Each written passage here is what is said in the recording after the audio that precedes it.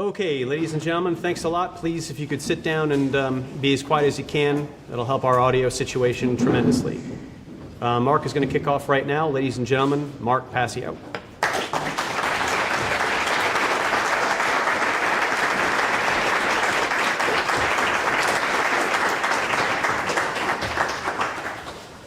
I want to thank everyone personally for taking the time to be here today. I want to thank Art for doing such a great job setting up the venue. I want to thank his brother Chris for helping out as well. I want to thank Barb for helping out with the table in the back. We have some merchandise back there if you're interested during the day. And I want to thank Richard Grove and his whole team for coming out and filming the presentation today. I just want to go through a little bit of housekeeping before I get started and let people know about the format. I'll be speaking until 1 o'clock, and then we'll take a 1-hour lunch break from 1 to 2. There'll be a second session from 2 to 5 p.m., and then at 5 p.m. we'll be taking a second break, a dinner break from 5 to 6, and then we'll have a third session from 6 to about 8, which will hopefully include a question and answer session. Hopefully, if I stay on time with what I want to cover today. My seminar for today is called Demystifying the Occult. And what I really want to do here today is bring occult terminology, occult traditions, and occult symbology into practical application for people and help them understand what these sciences really are and how they're being used today in the world all around them. So before we begin, as I often do with many of my lectures, I want to give a few caveats or things that you should kind of look out for. The first thing here today, and I get this a lot with people who are new to my work. Let me just, before I even start this, ask how many people are completely new to my work here today by a show of hands? Okay, just a couple. Okay, so not many who are completely new. How many would you say are relatively new? You haven't looked at a lot of my material, but you've seen maybe a few YouTube videos. Okay, a decent bit. How many people would say that they're very familiar with my work to the point of having watched most of my videos or gone through most of my podcasts, if not all of them, by a show of hands? Great, so we have a lot of veterans with my material here today, so to speak. That's good. Well, there's this old saying in ancient philosophy and in occultism in general. It goes, there is nothing new under the sun. A lot of people don't know what this really means, It means that the truth has always been here, is always going to be here. It always has been here around us, whether we've noticed it or not. And what I'm presenting here today is nothing new. It's not any revolutionary, groundbreaking material. What it is it's pattern recognition. It's looking at information and presenting it in a tapestry so that it can be readily understood by people, okay, who have not been familiar with this material before. So all I could really do with this material, it's not like I'm inventing anything. I'm just presenting what's already there. All I can really do is present it in a personalized style, my own particular personalized style and aesthetics applied to it. That's all. But for people who are expecting, radically new material here, that's not the point of this. The point of this is to bring what's already going on around us in our world to people's attention so that they can understand it more easily. My presentation style has been described by some people as very intense. I consider that fair. I'm an intense person. The truth is intense, okay? Some people will say that I'm combative. And I don't deny that, too, because, like I said, the truth is combative by its very nature. The truth is at war with deception. The truth is at war with mind control. All right? The truth is at war with the forces of evil at work in our world. By that very nature, it's belligerent. It's a warlike force, truth, if it's wielded properly. If people get angered or upset by some of the comments that I make during the course of the presentation, fine, so be it. feel those emotions, let them run through you. But, I would say don't let those emotions, if they are, negative, or if they are emotions of anger for some of the things that I say, try not to let that color what you feel about the information that's being presented regarding whether it's true or not, okay? That's called emotional mind control, falling into that trap. And, that's something that people really need to look out for. I don't present the information that I present, or I didn't decide to become a public speaker because this is just information I'm interested in or because I like doing this, okay? I always have to laugh at people, especially in my personal life, who say, Mark, this is just stuff that you're interested in, okay? I tell them, you have to be out of your mind if you think, telling people about that the world is in a state of slavery and mind control is my personal interests. So I don't do this with my time because I want to be liked, because I want to be popular, because I want to make friends, or because I want to make money. I don't do it for any of those reasons. I don't really particularly want to do this with my time. I do it because I recognize that in a time of universal deceit and deception that we're living in, and universal ignorance that the public is in, that I have a moral obligation to bring this information to public awareness so that humanity can turn the situation around, if there's still time left to do so. That's why I do what I do. Two other things people should try to do to take full value away from this whole seminar, and that's set your perceptions aside of me as the presenter. Very difficult for some people to do. Some people watch a presentation, they focus on the presenter the whole time. The sound of their voice, the way they dress, their mannerisms, their inflections, okay? You want to try to focus on the information as much as possible, not me. I'm not the important thing here, the information is. And two, be consciously aware, as I've already said, of your own impulses to possibly reject information that I'm going to present here today based on initial emotional response or reaction to what I'm saying. It is a logical fallacy to gauge the veracity or truthfulness of any information based upon your emotions, how you feel when you first hear it. So you may be upset, you may be a little scared. You have to put those emotions aside and try to gauge the information rationally. It can be very difficult. It's a difficult process, and I recognize fully what I'm asking people to do by making that statement. Another little caveat, this seminar is a tapestry of information. It's like a jigsaw puzzle. It is meant to be taken in as a whole, connected together, okay, in its entirety.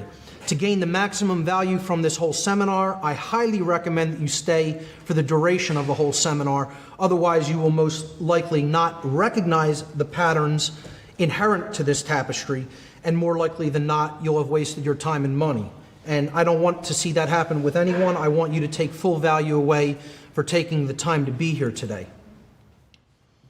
The scope of the information that I'm presenting here today is so enormous that it could not possibly be conveyed in a time frame measured in multiple years. Probably it couldn't be conveyed in a time frame measured in multiple lifetimes. Okay? This is a lifelong study. You could not possibly present the entirety of occult information in one seminar. Okay?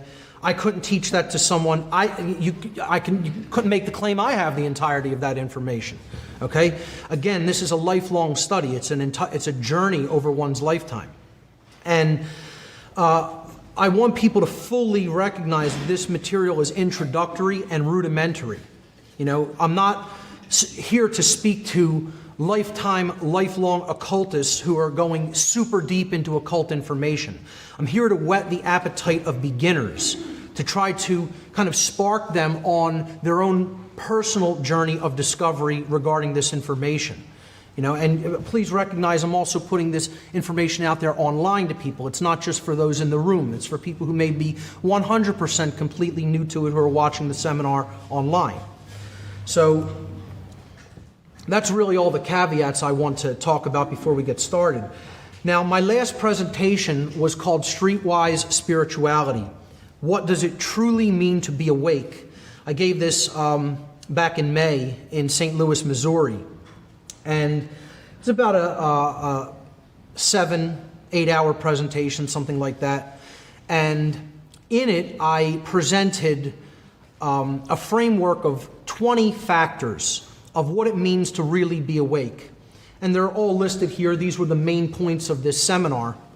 I'm not going to read every one of them, but I just want to really say that what this presentation here today is it's kind of unpacking the number one factor that I presented in that seminar, Streetwise Spirituality.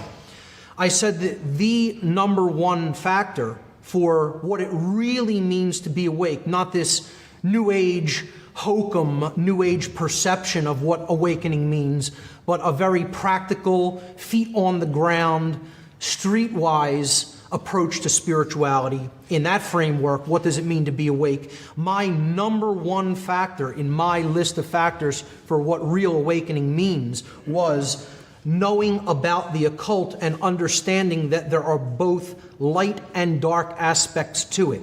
When I really thought about all the factors that constituted awakening, and I structured that into a presentation, this was my very, very, very first factor, okay, after I looked at all 20. Because I realized that the thing that people who I consider unconscious or asleep do share in common, almost universally, is that those individuals know nothing about the occult at all. Zero. Zero. You know, the people that I consider not awake, the people that I consider still being manipulated, still operating at a largely unconscious level, all of them share that same factor in common. They don't know about the occult at all. Whether they be people who think it's just a political problem that can be solved by voting or just electing the right person into office, whether it's people who think it's just a financial problem and we just have to reel in the big banks and the Federal Reserve, you know, whether, you name the factor that they blame externally on the conditions that are present for humanity. They leave consciousness at the door. They don't talk about that as an issue. And again, universally, they have no knowledge of the occult. So that's kind of who I really am directing this presentation toward here today, is the people who don't have a frame of reference based in knowledge about what the occult is and the knowledge that it contains, which is what we're going to be talking about here today. So my first section is called, What is the Occult? I'll actually be presenting this information in three basic, is it three? It's four basic components. It's four basic sections to this seminar. The first is, what is the occult? It's a general overview of occultism and what it is, the knowledge that it contains. The second section of the presentation will be occult traditions, and I'll be breaking down in a very rudimentary way, because time doesn't allow to go into any depth, several different occult traditions. The third section of the presentation, I'll be breaking down many different occult symbols, some of the more prevalent symbols involved in occult symbology. And then in the last section, more likely than not at the end of the dinner break that we'll be taking, I'll be doing a case study in occult symbolism by presenting some of the very deep, spiritually significant symbolism in the major arcana of the tarot deck. And that'll be the last part of the presentation. So the first section, again, is what is the occult and why should you know about it? Why is it so important to know what the occult really is? People have different ideas of what is meant by the word occult. You say this to some people and they immediately think of an image like this, a conjuration of a demon, okay? And I'm not going to tell you that there aren't specific occult practices that may, involve something like this, or people believe, that this can be done or attempt to do it or possibly even do it. But, this is like more of a Hollywood variant, a Hollywood conception of what people think of as going on in the occult. You think of, those rebellious teenagers out in the woods with the black robes, with a bonfire lit, sacrificing some animals, okay? This is a very limited perception of what the occult is, and it's often a wildly off perception of what it is and what it contains. The occult is so much more than that, and it's so much more significant than practices like this, which I would consider mystical practices. And I'm going to talk about mystical practices versus actual occultism, the study of the occult information. All right? So the first thing, before we get into a working definition or a practical definition of occult information or occultism, let's look at the word occult itself. For people who are familiar with my work, this is nothing new. The word occult is derived from the Latin adjective occultus. Occultus in Latin means hidden from sight, not easily seen. The word occultus in Latin, the adjective in Latin, comes from the Latin verb occultare. Occultare means to hide, to conceal, or to keep secret. And both of those words in Latin are in turn derived from the Latin noun oculus. Oculus means eye. So ultimately, occult information is that which is related to vision, to what one is capable of seeing or not capable of seeing. It is hidden information. It is information that is veiled. It is information that is not readily seen by most people. Okay, like an iceberg floating in icy waters. You know, the biggest part of the iceberg is often below the surface. You have to penetrate the surface to get at the bulk of the material. And that's the same with occultism.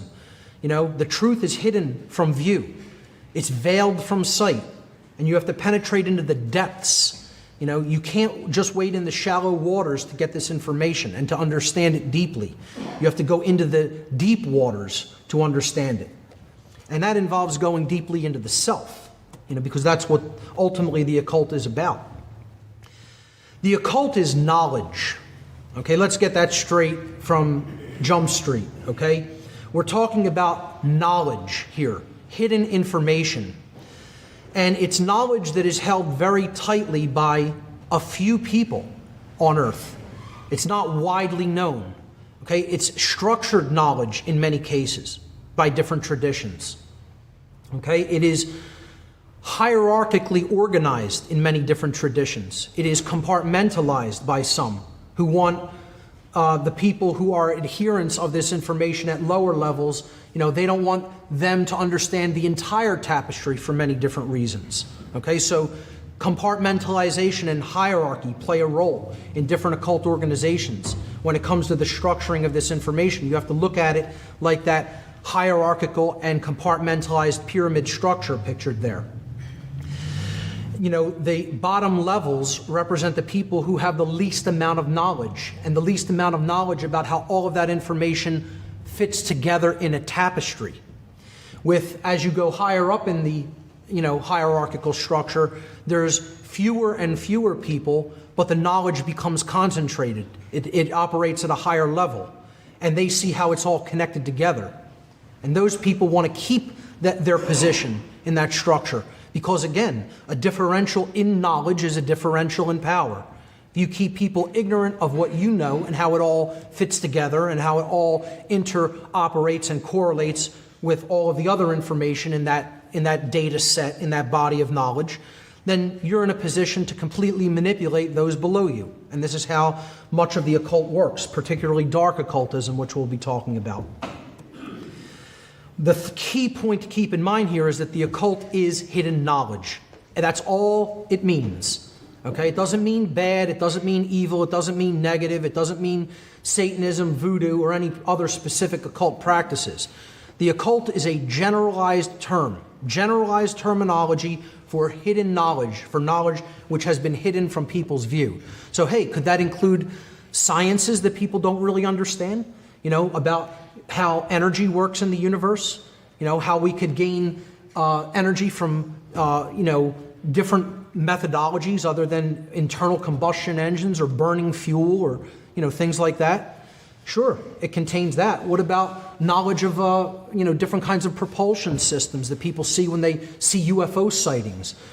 Are we talking about the occult there? Are we talking about the occult when we talk about ghost sightings and, you know, possible other dimensions of being? It's all contained in there. All of those things are occult knowledge. You know, it's not just one thing. It's hidden knowledge that is hidden for a specific reason, and that's to create a power differential. between people who understand it and those who don't. When we get into talking about occultism, we have to understand the difference between these two terms, exoteric and esoteric. Exoteric means something that is intended for or likely to be understood by the general public. Okay, it's common knowledge, exoteric knowledge or exoteric wisdom. All right, it's current or popular among the general public. The general public is comfortable with it. Okay? The word exoteric comes from the Greek adjective exoterikos. Exoterikos in Greek means external or outside of. So you're not in the inner circle if you're in the exoteric realm. This is the realm of knowledge that is taught to the general population because they don't want people getting at the bullseye. Okay, you look at this as a dartboard or something to that effect, you know. The core of truth lies at the very center at the bullseye. That's what we ultimately want to get to if we're going to transform ourselves and transform our society for the better. The exoteric realm is that which is fed to the great hordes of unwashed masses. You know, simple explanations, unidimensional worldviews and explanations for things. And when we penetrate that, next layer, we get into the occult traditions, the esoteric sciences that get us closer to the very core, to the heart of truth. The esoteric is information which is intended for or likely to be understood by only a small number of people with specialized knowledge or interest. Okay? It requires desire for it. You have to want it. You have to be interested enough to want it. You have to care enough to want to take it in. The esoteric is that which is hidden or occulted. It is mysterious. It is beyond the range of ordinary knowledge, experience, or perception. It is that which is communicated only to the initiated. The initiated means those who have begun. Okay, I tell people about my former involvement in the dark occult. And these dark occultists called the average human being, one of the very strange terms that they called the average person is the unbegun, which I didn't even understand what it meant when they said it to me repeatedly. The higher knowledgeable people in the dark occult would use this term, not the lower down minions. Okay? It was something that was used by people who directed a lot of these occult groups that I was involved in, these dark occult organizations. And, again, I didn't understand what they meant by that until long after I had completely, ceased my involvement with those groups. The unbegun. It means those who have not started at all. They're still at a zero level of knowledge when it comes to occult information. So what this whole seminar constitutes is a process of initiation. It is helping people to get started, to begin. And that's why my first section was before we begin. It's prior to the initiation process. And then delving into the occult for the first time is a process of initiation. And I ask people all the time, where do you see researchers who are presenting simplified, rudimentary information about occultism in general? You could see people who break down occult symbolism and talk about the occult in general, but where do you see people really talking about what occult information is, what it contains, why it's important to understand, and break it down in a simple and practical way? It's a very rare thing. There's very few people who are willing to come forward and do that for whatever their reasons are for wanting to maintain their secrecy. But to go back to this, the esoteric realm, that word esoteric comes from the Greek adjective esoterikos, which means within or on the inside of. Okay? So that's what we're really talking about. We're in the inner circle now when we penetrate that veil of the exoteric explanations, and we're getting closer to the hardcore information, closer to that core of truth that we really want to be at. How is occultism different from mysticism? People will often think that these two things are completely the same and the terms can be used interchangeably. But I would say mysticism is a lower level of knowledge or experience or practice than true occultism, than a person who truly understands the occult. Mysticism as a term is derived from the Greek verb muo, the first part of mystic or mysticism. The verb muo in Greek means to conceal, similar to the Latin occultare. Mysticism is a loosely defined set of practices, beliefs, traditions, and experiences aimed at human transformation, evolution, and union with the divine. Most forms of mysticism, especially those practiced in modern times, constitute what I would definitely consider an exoteric pathway, which often de-emphasizes knowledge and places large emphasis on emotion, intuition, internal experiences, faith, and perception, much like religion does.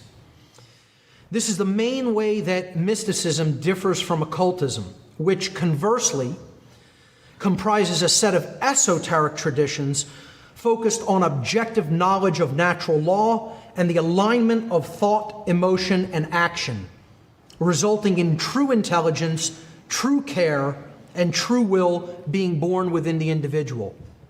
Okay? We're talking about the actual awakening of the aspects of consciousness and aligning them all in harmony with each other. This is the goal of true occultism. All right? It is the alignment of intelligence, holistic intelligence, okay? Logical and intuitive combined. True care, the desire for truth, okay? Not just everyday mundane cares, okay? Care with a capital C, as I call it.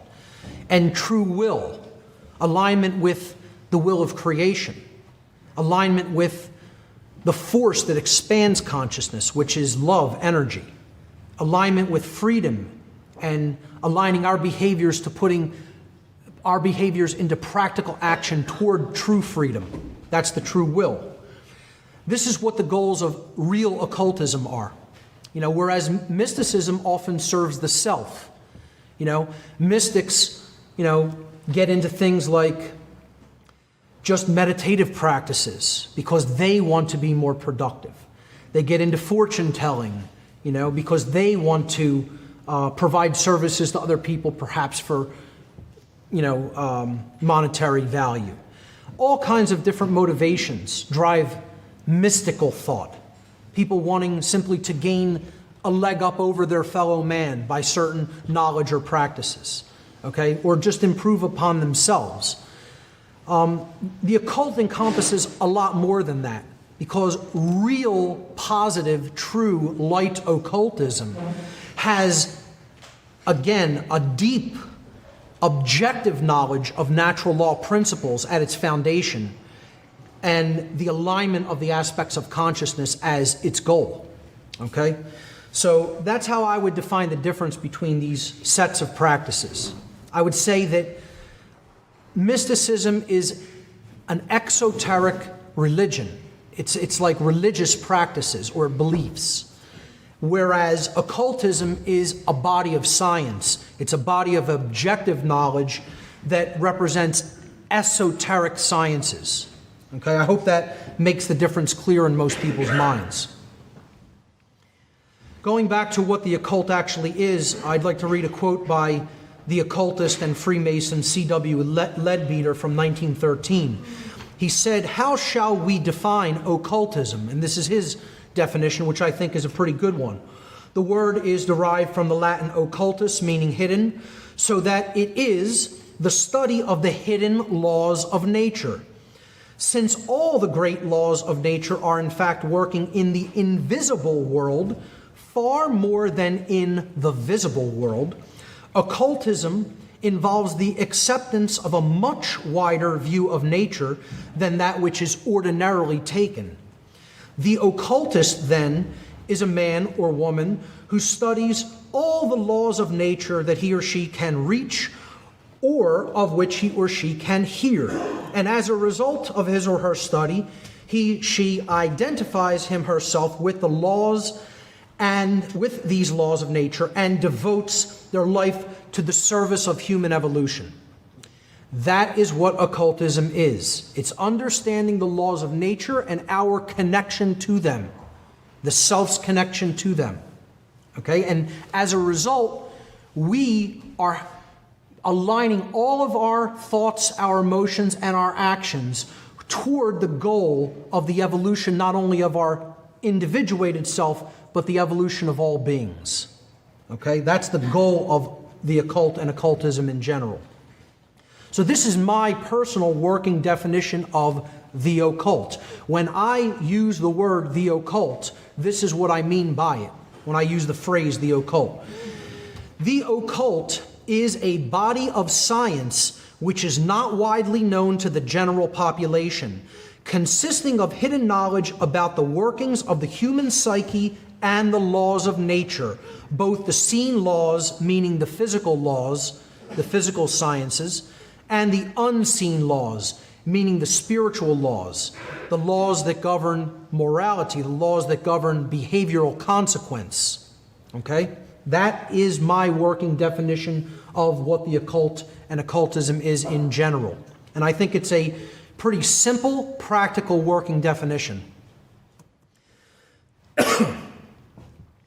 So when we're talking about hidden knowledge or occulted knowledge, what knowledge does occultism hide? What kind of knowledge are we actually talking about? Occultism comprises and quote-unquote hides two bodies of knowledge. Now I put hides in quotes because I just want to make a point here. We can't even look at it such that dark occultists, which I'm going to explain their motivations in a future slide, we can't look at it as the beings who want to keep this information back from people actually try to eradicate it and keep it out of people's hands. That's really not what they do, particularly in the modern world. Their main method of manipulation is dissuasion. They try to dissuade people from looking into these bodies of knowledge by telling them there's nothing to see here, move along. Okay, back to bed, nothing to see here, folks. That's not important, or that's not practical, that can't be used in your everyday life. It's of no benefit to you personally, practically, in your life to learn about that. Okay? Or it's some quaint religious belief that has no bearing on anything, that was just made up by people a long time ago, and it's all nonsense. You know, that's the main method of dissuasion that is employed. Okay? And most people fall for it.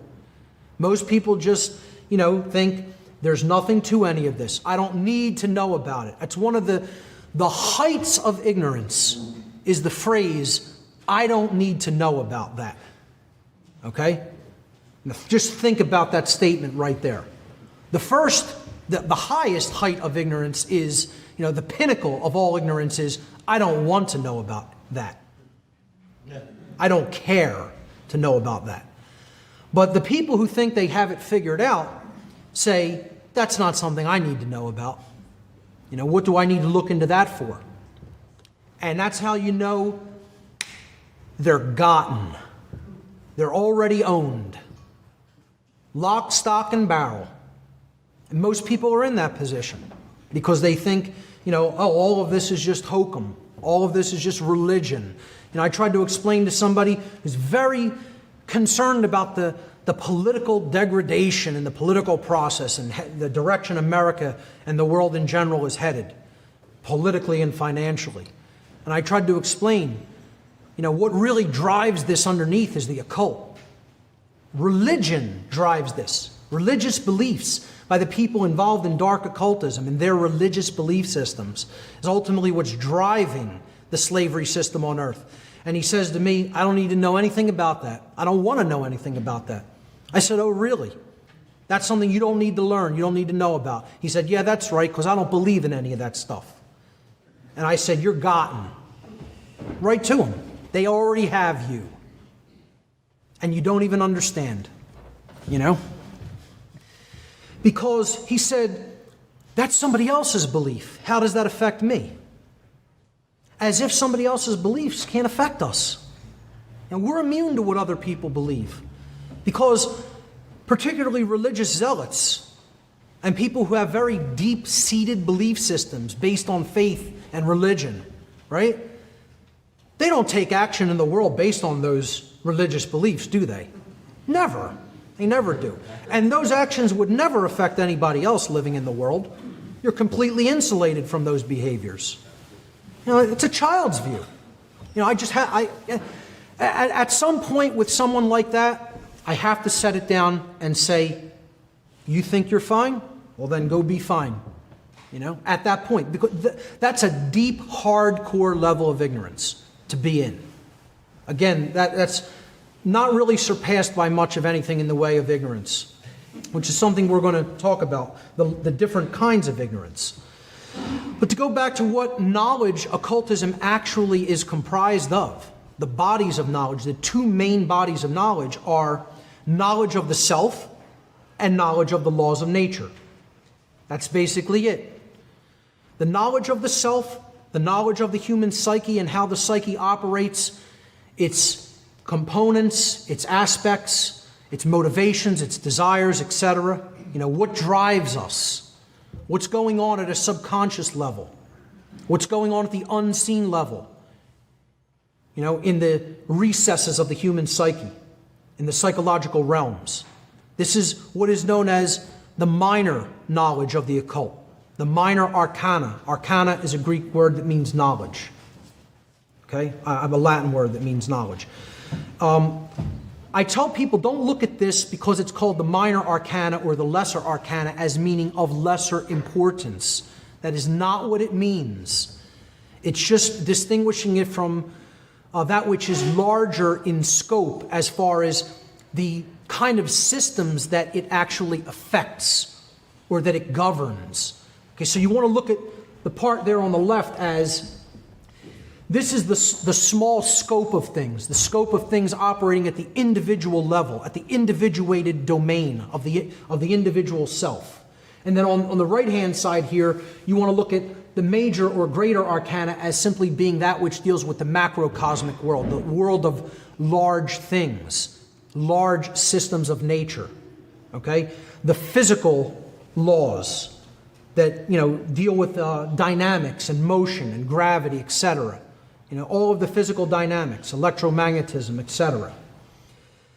But then the major or greater arcana, the world of macrocosmic knowledge, also includes the knowledge of what I call natural law, the moral laws that govern the consequences of behavior of beings that have the capacity for holistic intelligence, or in other words, universal moral law, the laws that govern consciousness.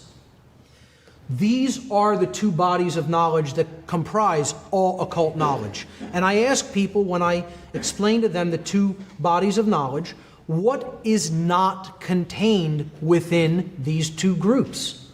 What knowledge that is of any significance, except, the football and baseball stats, okay, is of any significance in the realm of human life?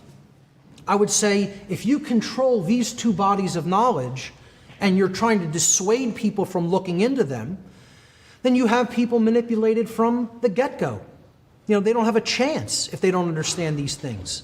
And it's the same thing like in the ancient priest classes that wanted to control the population. The priest king would go up to the top of the pyramid and tell people, hey, the great sky beast is getting ready to eat the sun, and it was an eclipse. It was a solar eclipse. And he's going to eat the earth next if you don't bow down and give me total power. And if you accept me as the intermediary between the gods and yourself, then, in a few minutes, the sun will come back and, life will continue on earth. And it worked beautifully because these people had no knowledge of the macroscopic laws of nature. They didn't understand the physical sciences and astronomy in particular back then. They didn't understand how that motion worked and how that phenomenon worked. So that's how a differential in power can be created when you have a differential in knowledge present.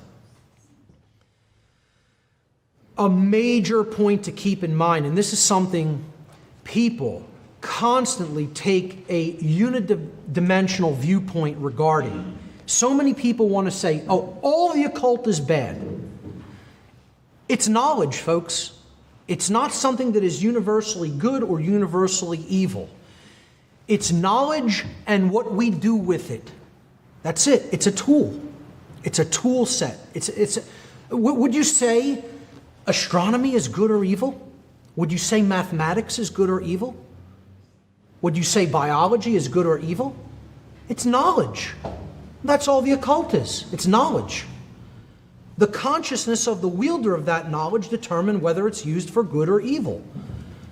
So if I'm trying to create genetically engineered food products so I could sell people poison to undermine their health, just so I could make more money because I could grow more crops on less land, I'd say that's a pretty dastardly use of science, in my opinion, in my worldview. But science of biology and genetics is just knowledge. What we then do with them determines whether it's good or bad. The same for the occult, and that's how we have to look at it. The occult is a double-edged blade, however. There is, again, a light side to it and a dark side to it. And it's all dependent on how that knowledge is used.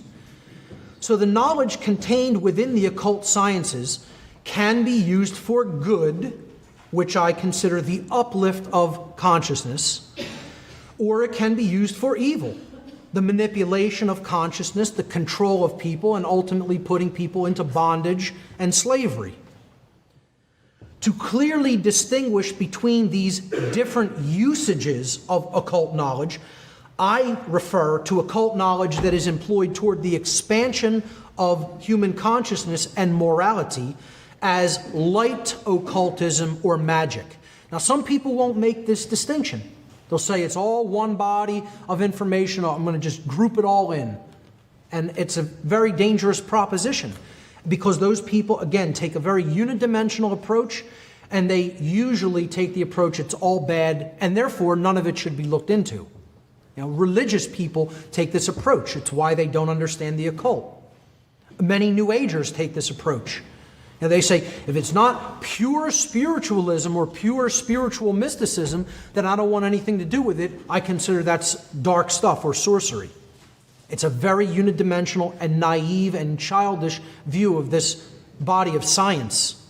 Okay? So that's what I call light occultism. When you use this hidden knowledge toward the uplift of humanity, toward the expansion of consciousness and the expansion of morality.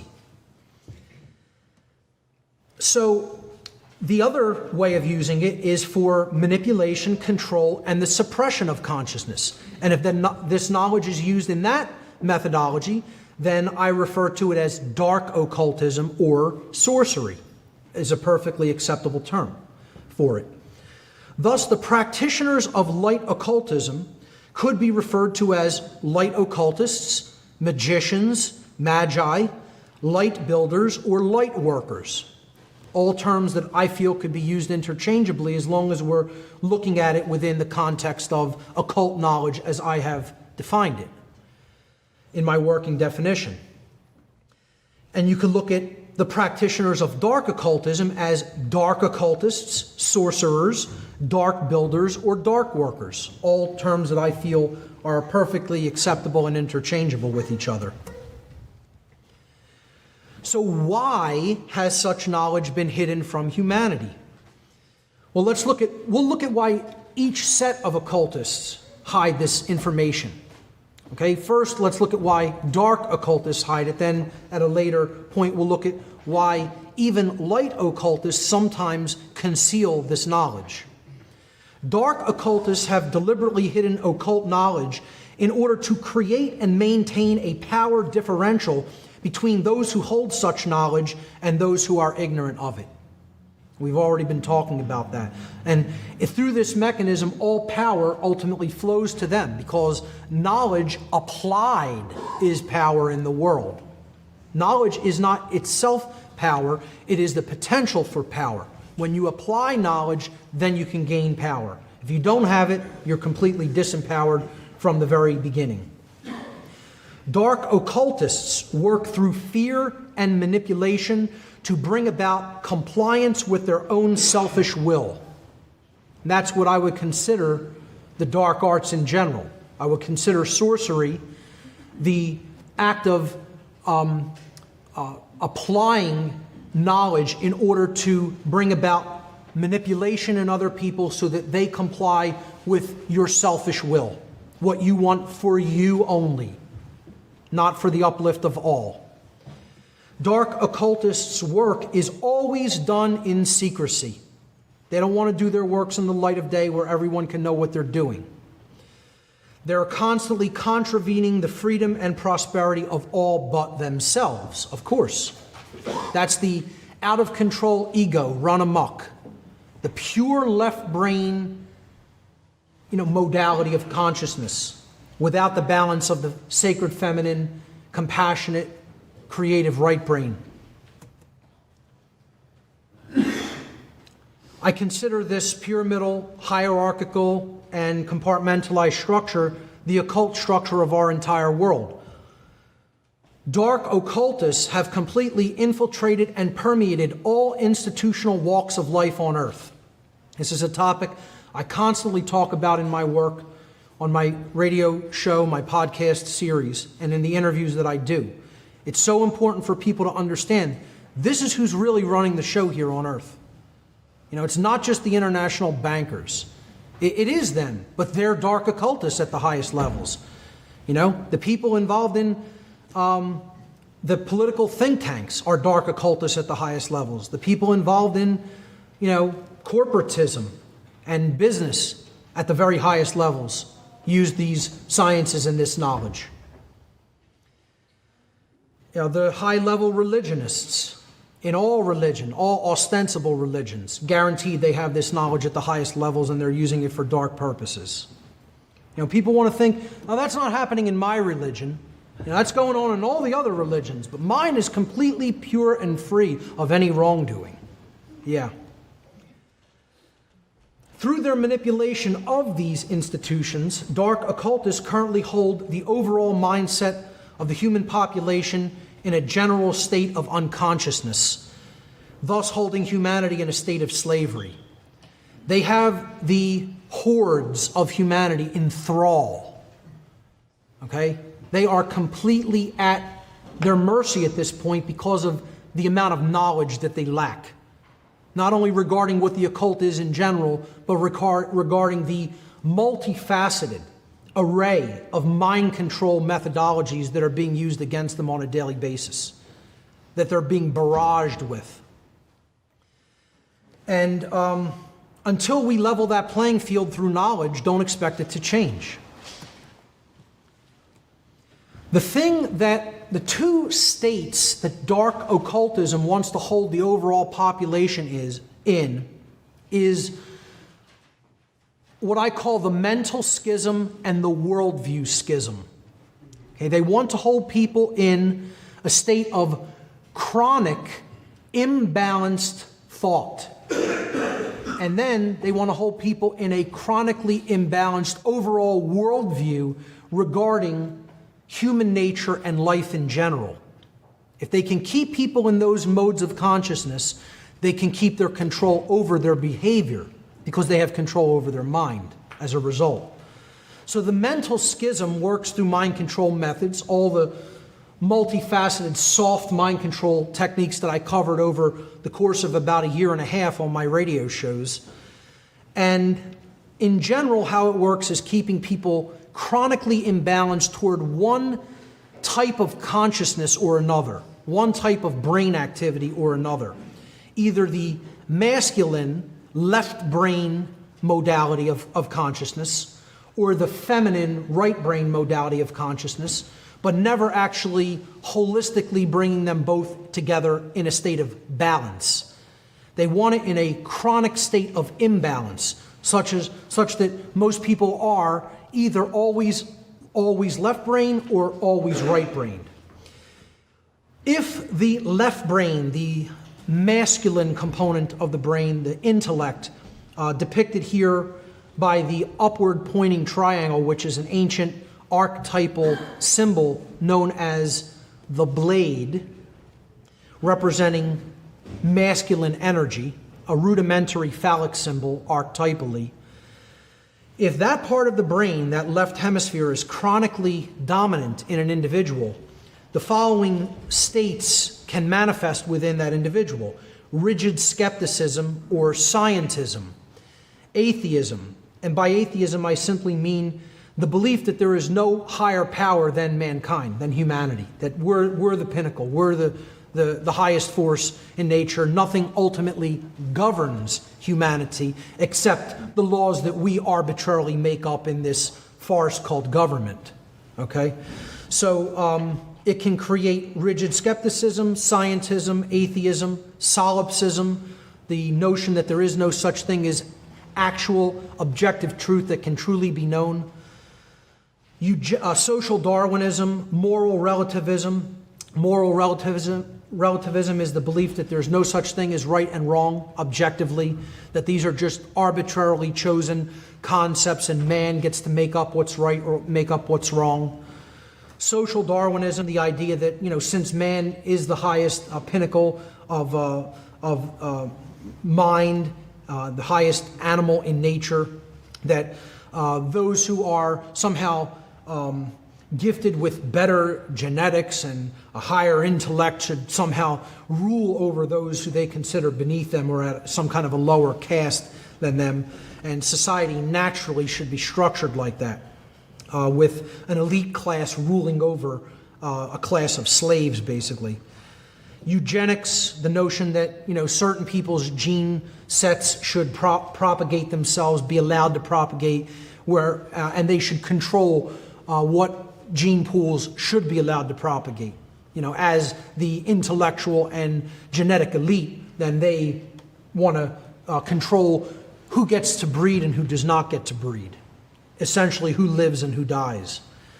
Authoritarianism, of course, this belief in authority, this illusion that some people are masters and others are slaves, and the masters get to issue commands and the slaves have some sort of an inherent moral obligation to obey these commands.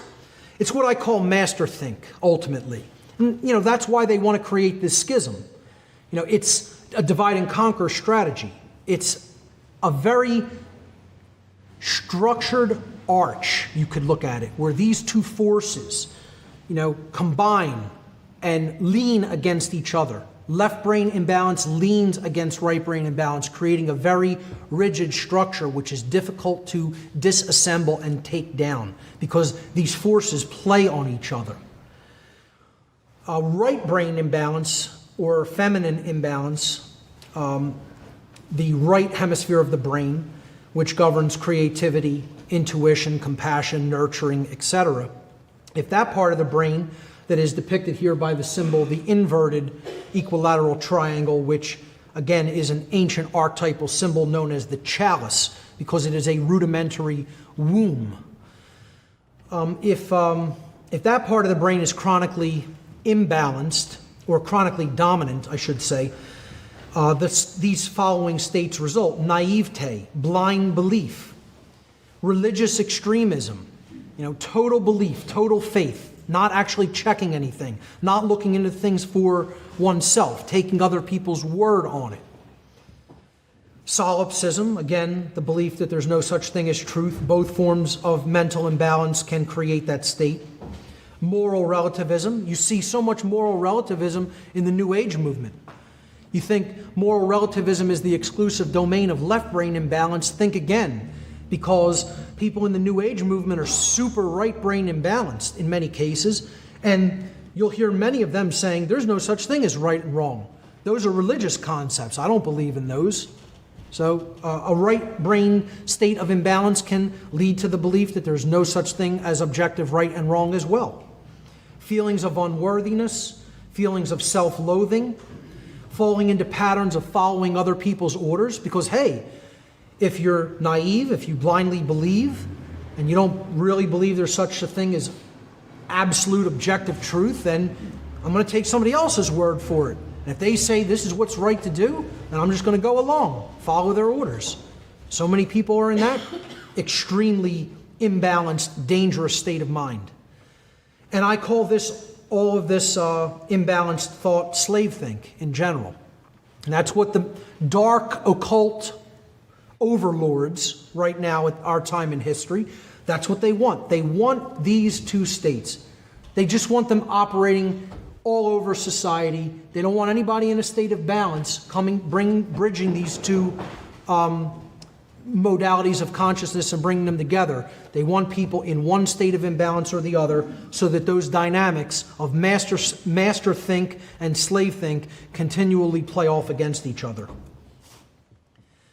The second imbalanced mind state that dark occultism wants to maintain. Again, what I'm talking about here is their great work. Okay? The dark occultists' great work. We're talking about what their goal is. What are they trying to constantly maintain in humanity? And they're doing a very effective job of it. They are successful because they operate on the same page for the same goal, like one huge mind. They call it a mastermind. They focus their energy on that intent.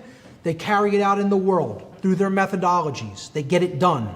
That's why we're so scattered. We can't come together with that same mastermind focus, that coming together and operating on the same page because we share collective common knowledge. That's what they're doing. They have this knowledge and they use it for dark purposes, all on the same page, all focused, all together for the same goal. And these two things are their goal, the mental schism and the worldview schism. The worldview schism is this notion that the world is either completely random or completely determined. They want these two schisms of worldview present because they don't want people to understand the balance that is the actual truth, that there is components within nature of both of these views of reality, but they operate in conjunction with each other, not in a state of imbalance. They operate in a state of true balance with each other. I'll explain that in a moment. Let's look at the states of imbalance that the dark occult wants to maintain.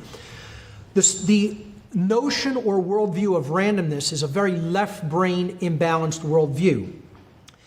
It contains notions such as the universe is a grand accident. Okay? Everything just is accidental that has happened. There's no purpose. There's no underlying purpose for anything. We're living in a random, accidental realm that happened for no true reason or purpose. They believe that people who subscribe to the randomness worldview believe there's no creator, and therefore there is no underlying intelligence in nature. You know, everything is reductionist and a dead thing. You know, the cell is dead, there's no such thing as consciousness, the earth is dead, the solar system's dead, the sun is just a big ball of hydrogen and helium having a sustained fusion reaction. But it's a dead thing.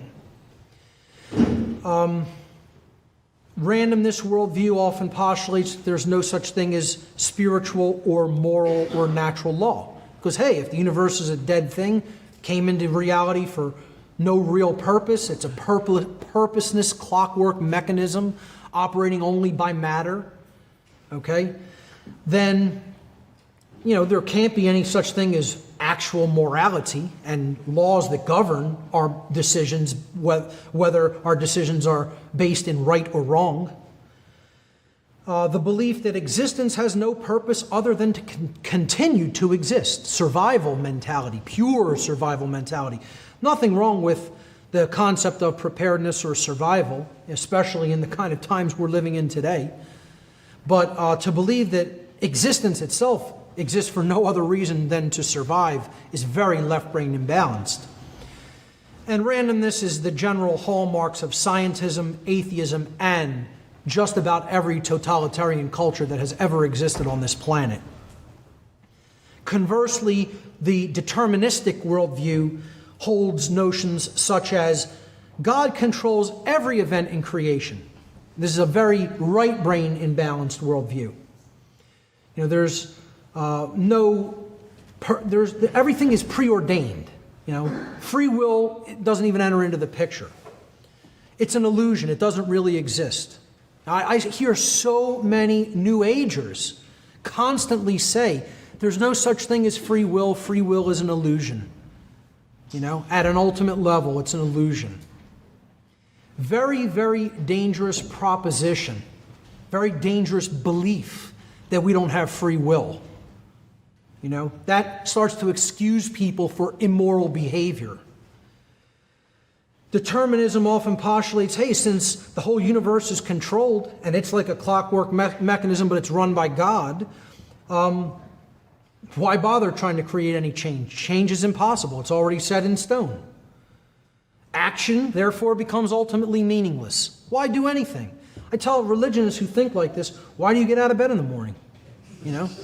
Why bother doing anything? Why say a word to another human being? Why eat? Why breathe?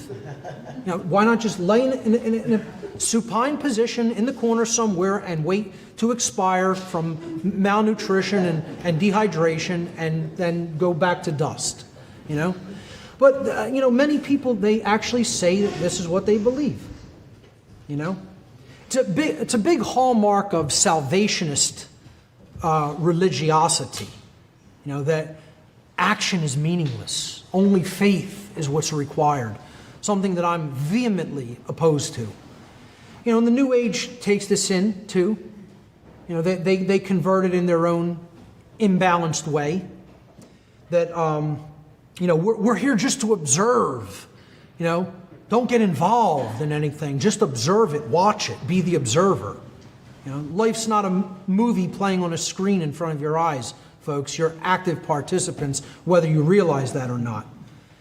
Again, this right brain imbalance and this whole worldview of determinism is the hallmark of religious extremism and what I call slave think. The truth lies, as it always does, in the balance point, in the synthesis, in the coming together between extremes in many cases.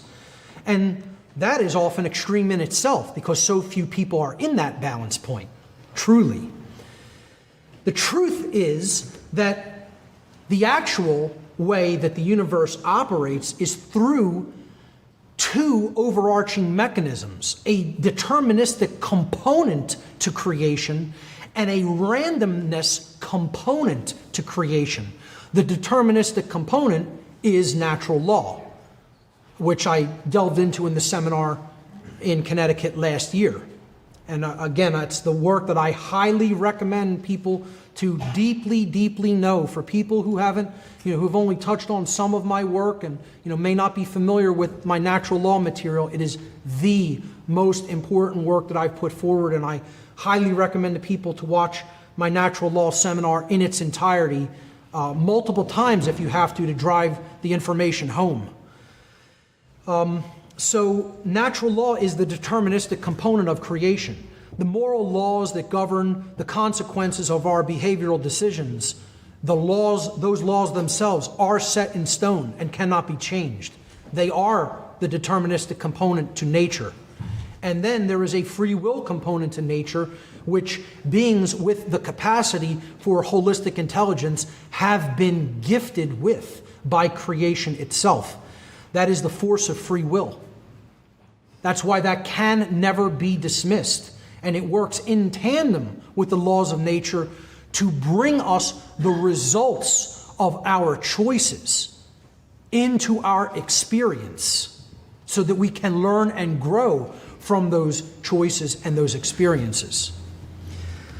This is the worldview that the dark occult wants to keep people from, which is why I embodied it by the all-seeing eye. That's a big part of enlightenment, what real enlightenment is about. And I talk about that as well in my Streetwise Spirituality seminar.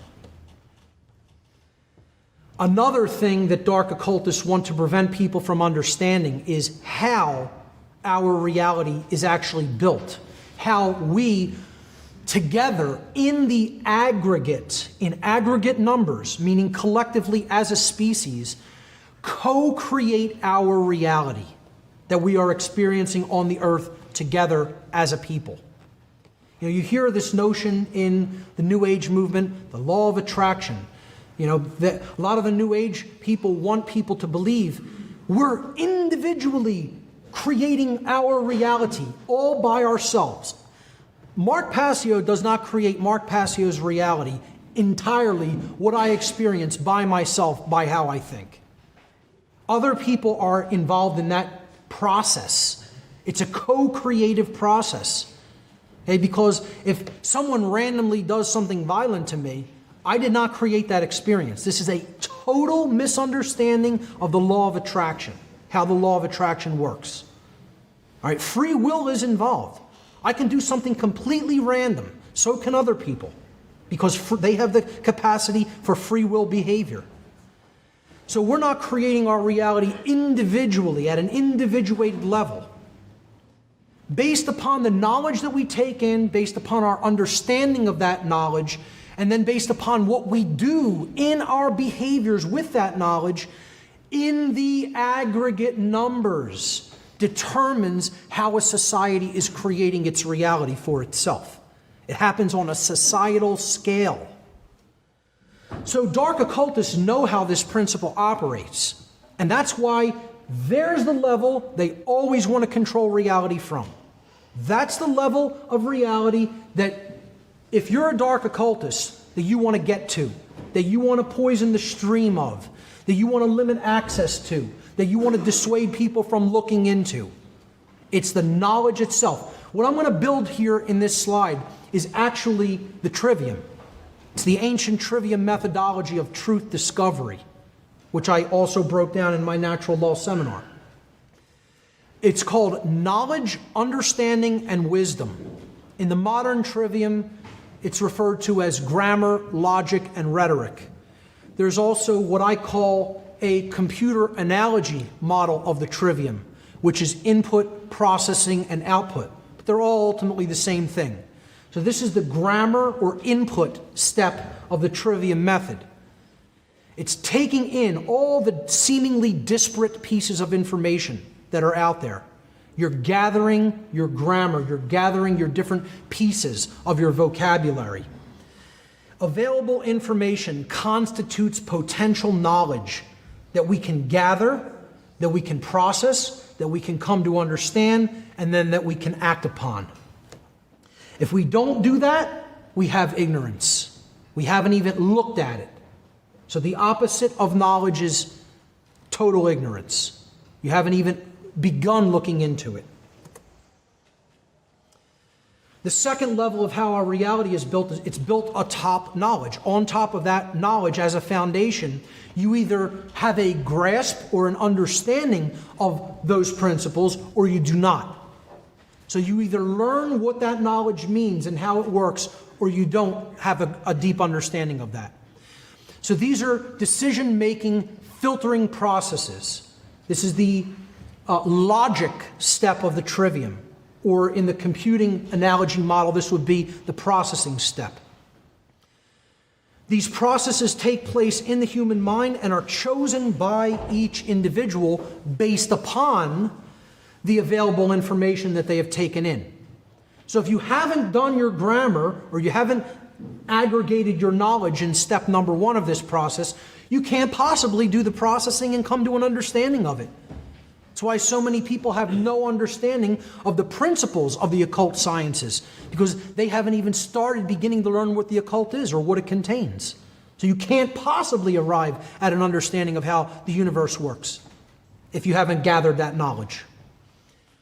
Then the third step in this process is acting, actually taking action based upon your understanding.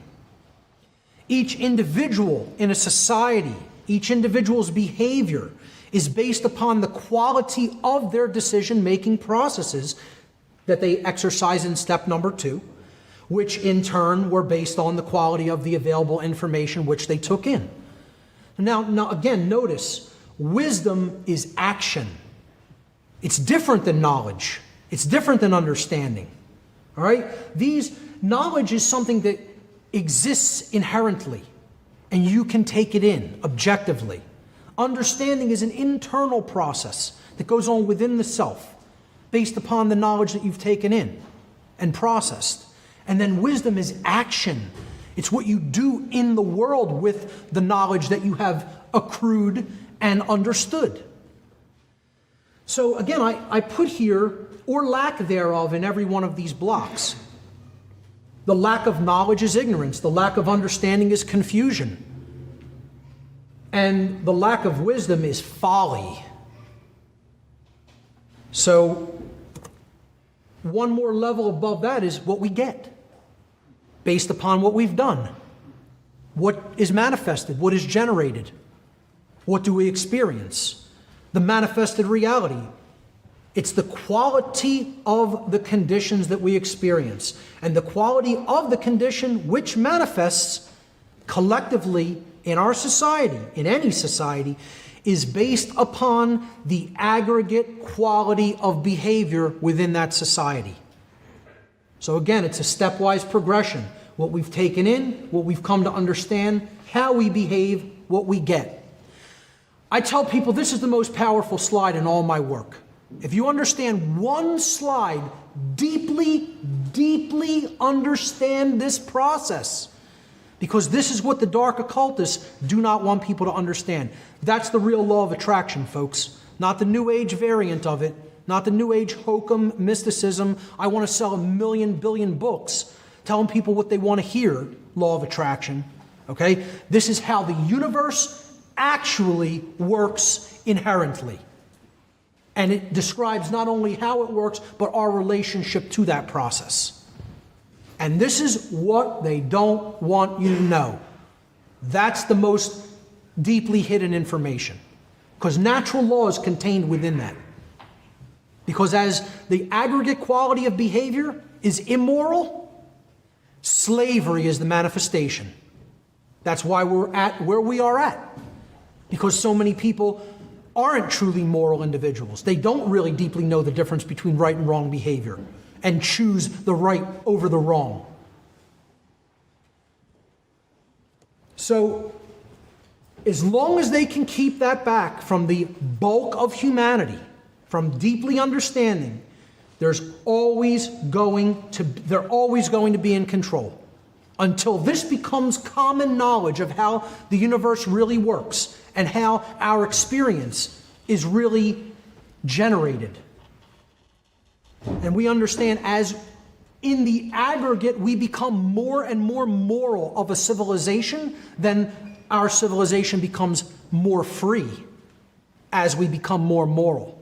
When we understand how those governing dynamics bring to us the overall quality of our aggregate experience, that's when we're making progress as a species. That's when we're breaking out of mind control. And that's when we're countering the dark occultists' great work. Now, why do light occultists hide occult knowledge? Because they do. Light occultists also hide occult knowledge. Light occultists have hidden occult knowledge in order to prevent its complete eradication during Exedian, draconian times. And at other times, they have hidden that knowledge to prevent it from falling into the hands of would-be dark occultists. In other words, those who knew of the empowerment that could be gained from such knowledge, but who wanted to use it for immoral purposes or for purposes of manipulation and control. Occasionally, at times in history, those who consider themselves or others have considered light occultists have sequestered certain occult knowledge for these purposes. And again, if it's strictly for those purposes, I would not fully condemn that.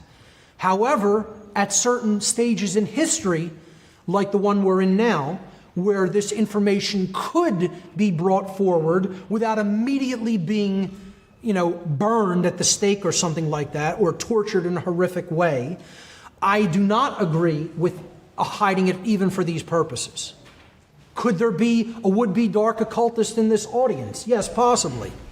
I gave a lecture one time at a food market in Philadelphia, and there were some teenage children around the age of 17 or 18 in the audience who wanted to know all about the occult symbolism that I was going to talk about, because they actually wanted to use it for manipulative purposes. They wanted to learn about the archetypal ways that symbolism could be used. And somebody who knew them told me that was why they came. And I said, hey, let them understand it. Because if everybody understands it, the playing field is leveled. Then nobody can use it for those dark purposes because you're empowered by knowledge. And if you see how they're using it, you say, oh, I know how that's being used. That's not going to have an effect on me. It's like gun ownership. It's the same thing. I want everybody to own guns because the only way you're ever going to stop a bad guy with a gun is a good guy with a gun. You know, as long as guns exist in the natural world, that's the reality of the situation, whether anybody likes it or not. Get as offended about it as you want. You know, so it levels the playing field. When you want to take something away from one group of people and only have it in the hands of the other group of people, there's a huge imbalance in power. So I'm for egalitarianism when it comes to natural rights and when it comes to the dissemination of knowledge. Everybody should be on equal footing as to their ability to take in what they desire to take in. And in that sense, no knowledge should be sequestered. The great work of light occultists, in stark contrast to the great work of dark occultists, which we've been talking about, is the distribution of occult knowledge freely to humanity, thereby ending the slavery of humanity by eliminating the widespread ignorance which dark occultists exploit to gain and maintain their control. Light occultists would be better referred to as de-occultists, which is a term I absolutely love and I consider myself.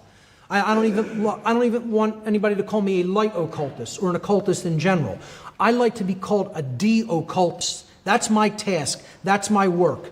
To break this knowledge out like an avalanche onto humanity and just let it flow freely where it will, so that people can take it in and we can level the playing field that has thus far been dominated by ignorance. So light occultists, I feel, would be better referred to as de-occultists because what de-occultists do is reveal and spread knowledge which has been hidden and which must be known, commonly known. It must become common knowledge in order for freedom to manifest. Is the occult really hidden? Really hidden? Again, it's what I was talking about when I said, do they really hide it? Or do they just dissuade people from looking into it? Is this knowledge truly inaccessible and completely hidden? Or is it out there for anyone who wants it? Well, I would make the argument it's out there for anyone who wants it. I mean, we're drowning in information. If anything, it's become a little bit more difficult to even get the information because of how much nonsense you often have to weed through to get the real material. You know, it's covered by the signal is often covered by noise, you could say. But are we living in a nescient society or an ignorant society? And this involves the understanding of the difference between two connotative forms of not knowing something. I call this the context of not knowing, nescience versus ignorance.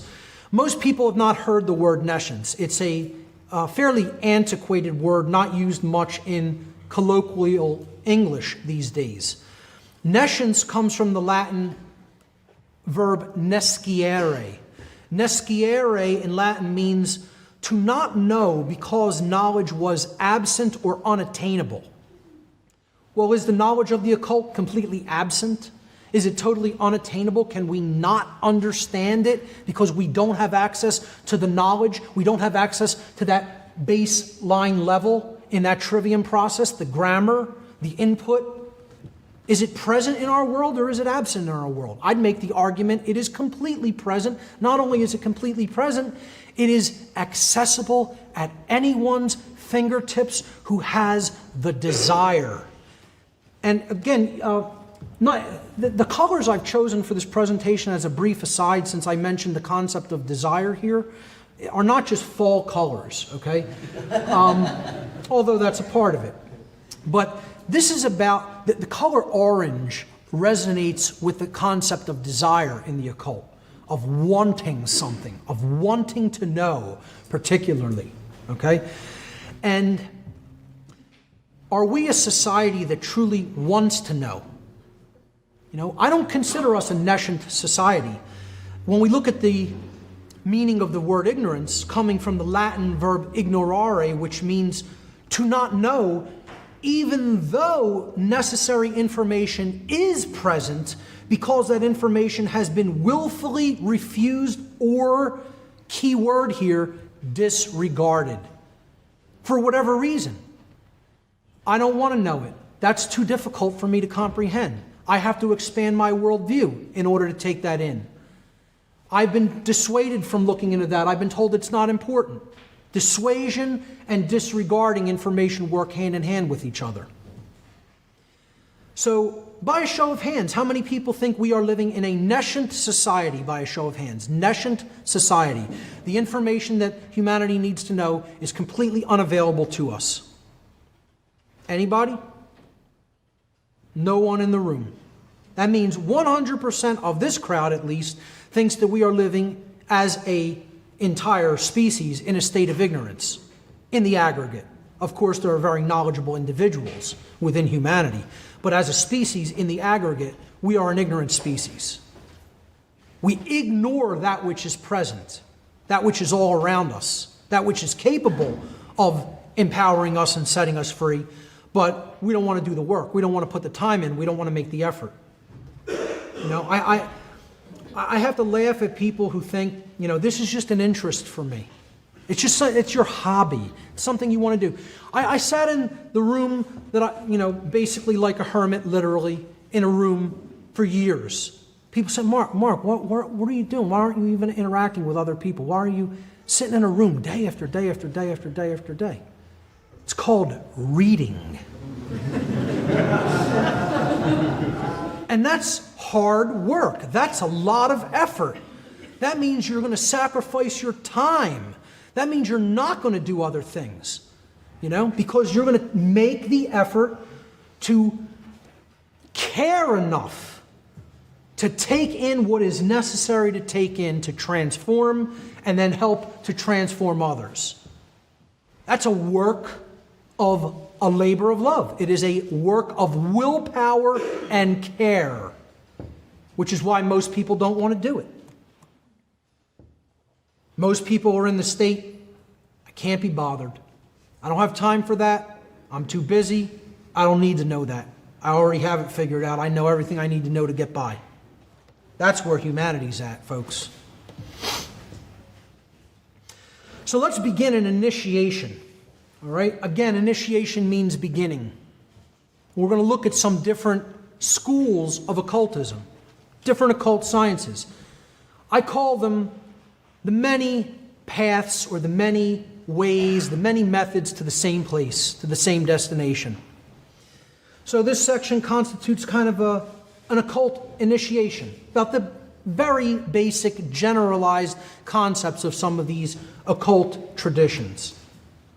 Again, time is not going to allow me to go into great depths or details, nor is this presentation intended to be a very in-depth introductory work. It's intended to be rudimentary for people who are just learning about this information for the first time.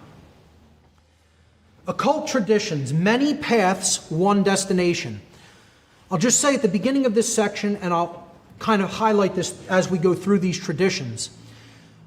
Ultimately, all of the esoteric traditions were designed specifically to do one thing, and that was to convey a working knowledge of natural law to the initiates of that tradition, which means a working knowledge of how the universe actually creates through the interaction with our free will decisions, with our free will decision-making processes. We are co-creating with the laws of the universe the experience that we are having, that is being generated for us, okay, as a result of those laws operating in conjunction with our free will. That's what the occult has always tried to teach people. See that one slide, with the building blocks on top of each other, the trivium process resulting in what manifests in our world? That's ultimately the occult. That is the occult traditions. They were trying to teach people how the laws of nature work in conjunction with the decision-making processes of the individuals of a society. So let's look at a few of these traditions. Probably the oldest occult tradition on earth is shamanism. And some people don't look at it as an occult tradition. I personally do. And shamanism, like the occult in general, isn't one thing. You can get down into, subsections, subgroupings of shamanistic practices. Different practices are practiced in different regions of the world, in different cultural regions, different geographic regions. In general, I feel that shamanism grew out of very, very, very ancient knowledge, which was brought here from another place, ultimately. And this connects with my work in cosmic abandonment and the information I've been going through on my radio show recently. But I think the earliest shamans were working with high-level, ancient knowledge, and they were working with knowledge of spiritual realms and different levels of consciousness that are out of the ordinary, out of the realm of what we would consider ordinary levels of experience or consciousness. It's a very internal work. But then the true shaman brings the internal work that they've done within themselves back out into the seeming external domain and applies it in their society. So as such, a shaman is a way shower. What shamanism actually is an ancient tradition of knowledge comprising practices that involve a practitioner reaching altered states of consciousness via diverse techniques. Some of these techniques can include music, dancing, endurance practices, endurance scenarios, extremes of temperature, or ingestion of hallucinogenic compounds, and many other techniques as well, in order to encounter and interact directly with intelligences existing in purely spiritual domains. The word shaman itself means one who sees in the dark. As a word, that's what it means. So while darkness is present all around, the shaman can still see in the darkness. He has night vision, in other words. And he's employing that for the benefit of the people around him who have difficulty seeing in that darkness. Again, as such, shamans were considered way showers of their people, those who were capable of showing the people of their society the way out of darkness and chaos and into the light of knowledge. Shamans were those who had attained understanding of both the forces dwelling within the human psyche, which was the bulk of their work. The bulk of their practices dealt with those techniques to work with the psyche, particularly the very deeply nested and dark material of the human subconscious. But they also worked with the forces that are inherent in nature, what I call natural law. And they used that knowledge for the benefit, for the healing, and for the uplift of their respective communities. And that's the best definition that I could think of for explaining exactly what the set of practices that comprise shamanism is. Again, it is a diversified set of practices. It is not one thing. Shamans often employ hallucinogenic compounds, which have been called many different names in different cultures and throughout different times in history. I just want to go through some of the names and break down some of the words because, as we're going to get into symbolism later, words are very symbolic in many cases, and the subsections of the words that are used to comprise them coming from different ancient languages, when we break them down etymologically and look at the etymology of the word, it tells us so much about the intended meaning of the word. So some of these hallucinogenic compounds that shamans have used over the centuries, the natural ones, some neo-shamans use these new designer hallucinogenic compounds, which I won't be getting into, but the three traditional ones that have been used in a widespread way all over the earth are cannabis in its different forms as sativa or indica, different variations of hallucinogenic mushrooms that grow in every continent of the world, and the ayahuasca vine, or some of the different analogs of ayahuasca prepared often in South America and Central America. So Ayahuasca is one of the key, one of the active ingredients actually in ayahuasca is dimethyltryptamine. That's not pictured here. This is the actual MAO inhibitor that works with dimethyltryptamine to make it orally active, to comprise an ayahuasca analog on the right-hand side here. That's Mimosa hostilis root bark, used by many shamans to create ayahuasca by adding a plant material that contains DMT to that and cooking it down. DMT is another entheogenic or psychedelic compound that shamans have often used, or derivatives of that, or very similar compounds to that, like bufotenine. But to just go back to the etymology of the word, entheogen is a more modern way of looking at hallucinogens or psychedelics. It comes from the Greek and Latin. The Greek prefix "en" means within, the first part of the word. Then in the middle of the word we have theo. That comes from the Greek noun theos, which means God or divinity. And then the last part, gens, in entheogen, comes from the Latin verb genere, which means to create. So we put these three root words together, and entheogen means to create or generate the divine within. It doesn't mean to become God. It means to work with and grow the spark of the divine within the individual by communing with this force that is capable of opening up an other dimensional experience within us. So you're seeing a divine realm or an otherworldly realm within the mind's eye when you commune with these compounds or helper spirits. They've been called psychedelics. It's a much more popular word for them. That comes from the Greek noun psyche, meaning mind, and the Greek verb delun, which means to make visible or to reveal by removing a source of obscuration. Now, what have I just said there? To make visible or to reveal by removing a source of obscuration is to do what? To de-occult. Literally, the word psychedelic means to de-occult. And again, I don't advocate for the irresponsible use of any of these compounds. I feel that they have a specific purpose that they can be used for to uplift human consciousness if they are worked with in a respectful way. So psychedelic literally means to reveal the mind or to de-occult aspects of the mind. These were the true sacraments of the ancient world, employed by early human beings. The word sacrament comes from the Latin adjective sacrum, which means sacred or holy, and the Latin noun mens mentis, which means mind, where we get the English word mental from. Again, a sacrament is something that is capable of helping us to foster a holy mind or a sacred mindset. That's why the sacraments of the ancient world were active ones. They were active compounds that were given to the congregation or the initiates of the shamanic tradition.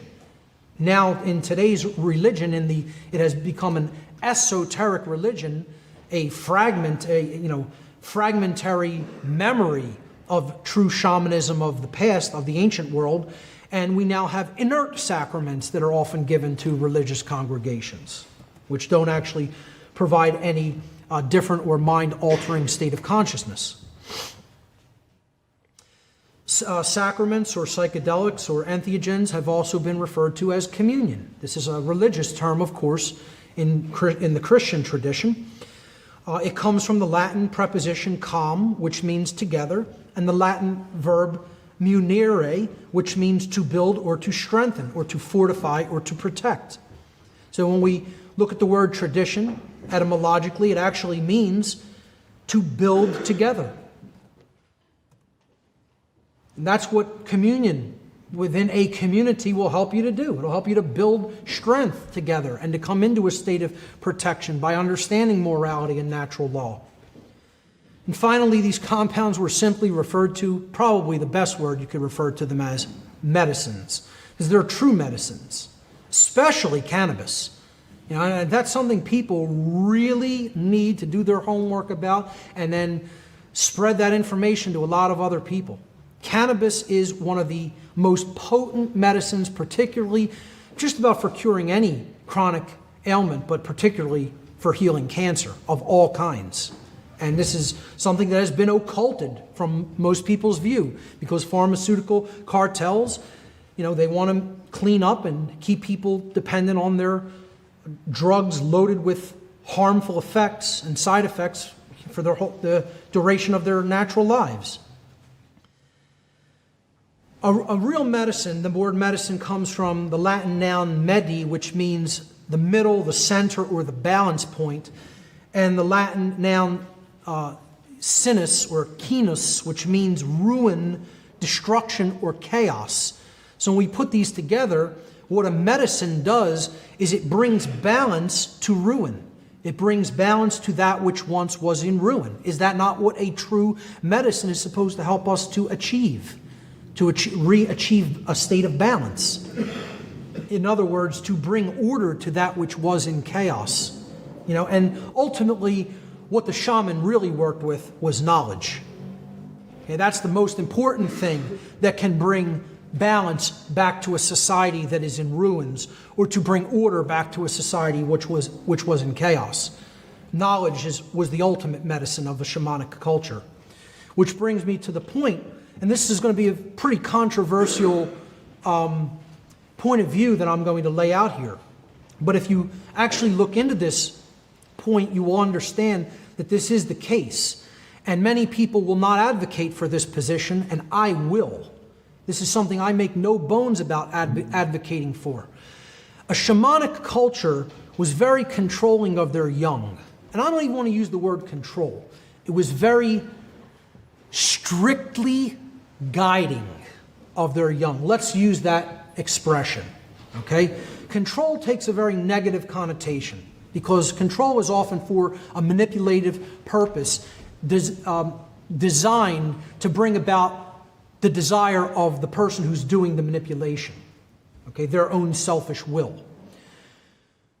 Shamanic education is something that I think people need to more deeply understand about what it was and how it was done.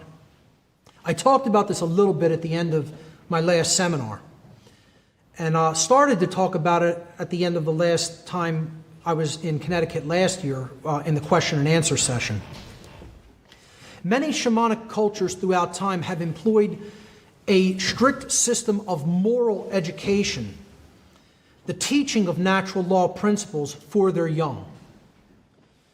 In such an educational system, it is deemed unacceptable for their young not to learn the objective difference between right and wrong behavior at an early age. Again, this is something that's not even taught in our society. In any schools in the world, anywhere in the world, are teachers really teaching the difference, the true difference between right and wrong behavior? Are we teaching morality to our children? How many parents are even doing it, let alone teachers in schools? We're sending them off to a state-run educational system that wants to teach them compliance, obedience, and make them malleable so that their minds are easily molded to whatever the state wants them to be. That's why it's called outcome-based education. Well, shamanic education can be looked at as a different form of outcome-based education, because the ringer or the gauntlet that the shamanic culture was putting their children through was, you're going to come out the other end a moral human being, or you're not going to live in this culture. We're going to put you out into the wilderness as a result, which equals death in those societies, especially the ancient versions of them. In the modern world, these practices are largely dying due to there not really being any shamanic cultures practically left, and the rapid influx of modern civilization and technology and cities, etc. We're wiping out these old shamanic cultures, the very few that are still left in very remote regions, pretty much only in South America and Africa, and certain isolated places in Asia. So the small percentage of those children who proved unable or unwilling to learn such moral sensibilities during their childhood may have often been ostracized from the shamanic culture upon reaching adulthood. They were recognized as the primarily psychopathic beings within that culture, and the shamanic culture would not tolerate their presence. They would just take them to the edge of the village, say, don't come back here. If you come back, it will be considered an act of aggression and you'll be dealt with. So the forest will deal with you. And that's it. And you're on your own, and if you can survive there, that's fine. But if not, don't bring your immoral presence back into our culture. And I advocate for this methodology. So such child-rearing methods, and again, this is because, I'm not saying you want to be a total domineering parent over your child. What I'm saying is, a child is literally like a blank hard drive. Literally. And it's a hard thing for people to swallow. They don't want to accept. We come in with some inherent capabilities into this reality. But largely, what we become in our adult years is the product of what goes into the individual during their childhood developmental years. And this is something that is highly unpopular for most people to hear, and they'll fight with it to their bitter death, not for it to be that way.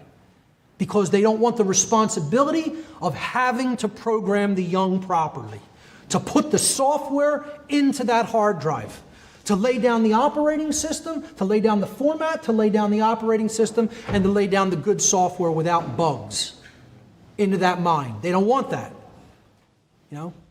They think it's just magically going to work itself out, or they can turn the child over to the state, or God forbid, even worse, the television, and magically they'll grow up fine.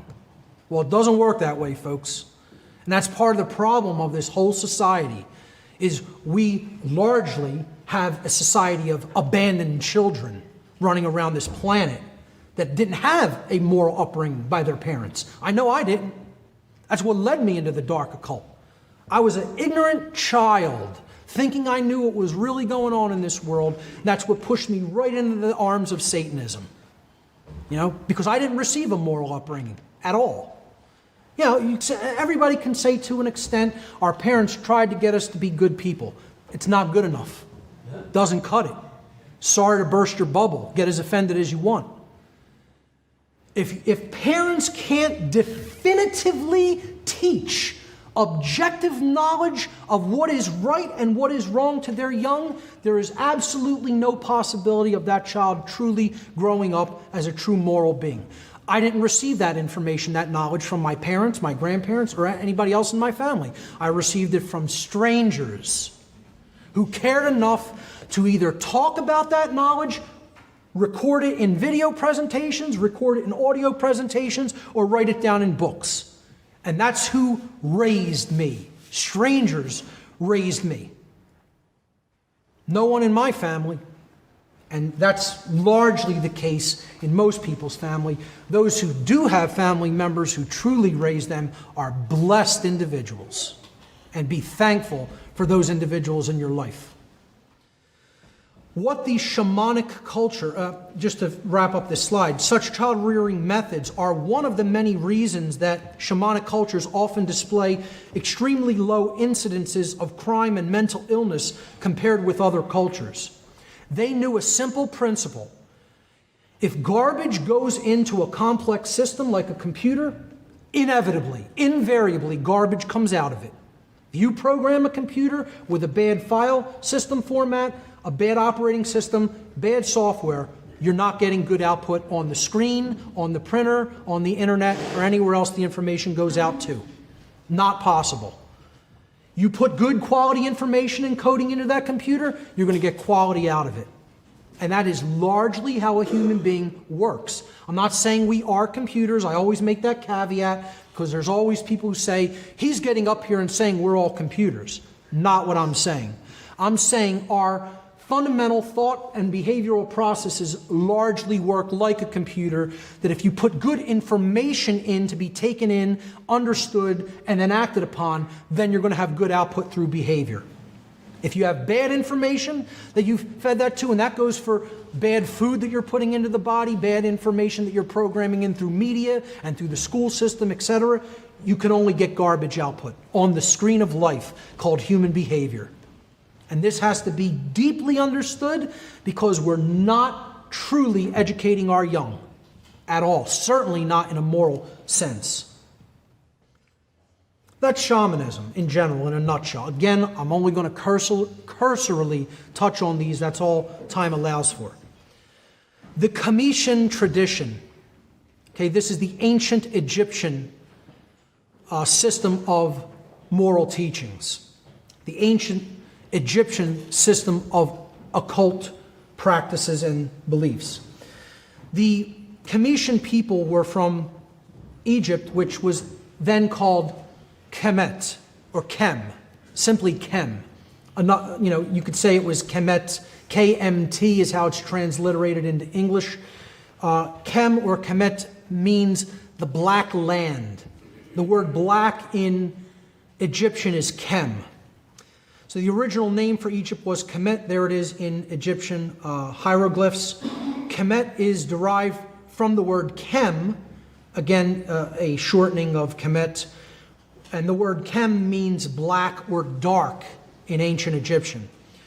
The term may have referred to the darkness of the soil of ancient Egypt caused by the mineral deposits left by the yearly overflow of the Nile River in the Nile Valley. The English word Egypt is derived from the Greek Aegyptos, which means, that was the Greek word for the ancient capital city of Egypt, named Memphis. And that in turn, Aegyptos, which meant Memphis in Greek, the original name in Commission or in ancient Egyptian for the city of Memphis was called Hutkapata by the ancient Commissions themselves. Hutkapata means the temple of the spirit of Ptah. Ptah is one of the highest creator gods in the Egyptian pantheon of gods and goddesses. He was considered a very important creator god. He was actually considered the first and greatest of the alchemists, those from Kem, the teachers from Kem, where the word alchemist and alchemy comes from. So Ptah was considered one of the original master teachers. He is often equivalated with Thoth, with Hermes Trismegistus in different occult traditions. Today, the word that modern Egyptians use for the nation of Egypt is Misr, which is derived from the Hebrew name for Egypt, Mizraim. Mizraim in Hebrew means a narrow place or narrow straits, probably referring to certain areas of the Nile River. But I would suggest that synchromystically, if for no other reason, this name, narrow straits, ultimately refers to the moral teachings of ancient Kem and the Commission tradition, because they did teach a strict set of principles regarding natural or moral law. I'll get to that in a moment. I just want to look at some of their symbolism in the example of the Commission Trinity.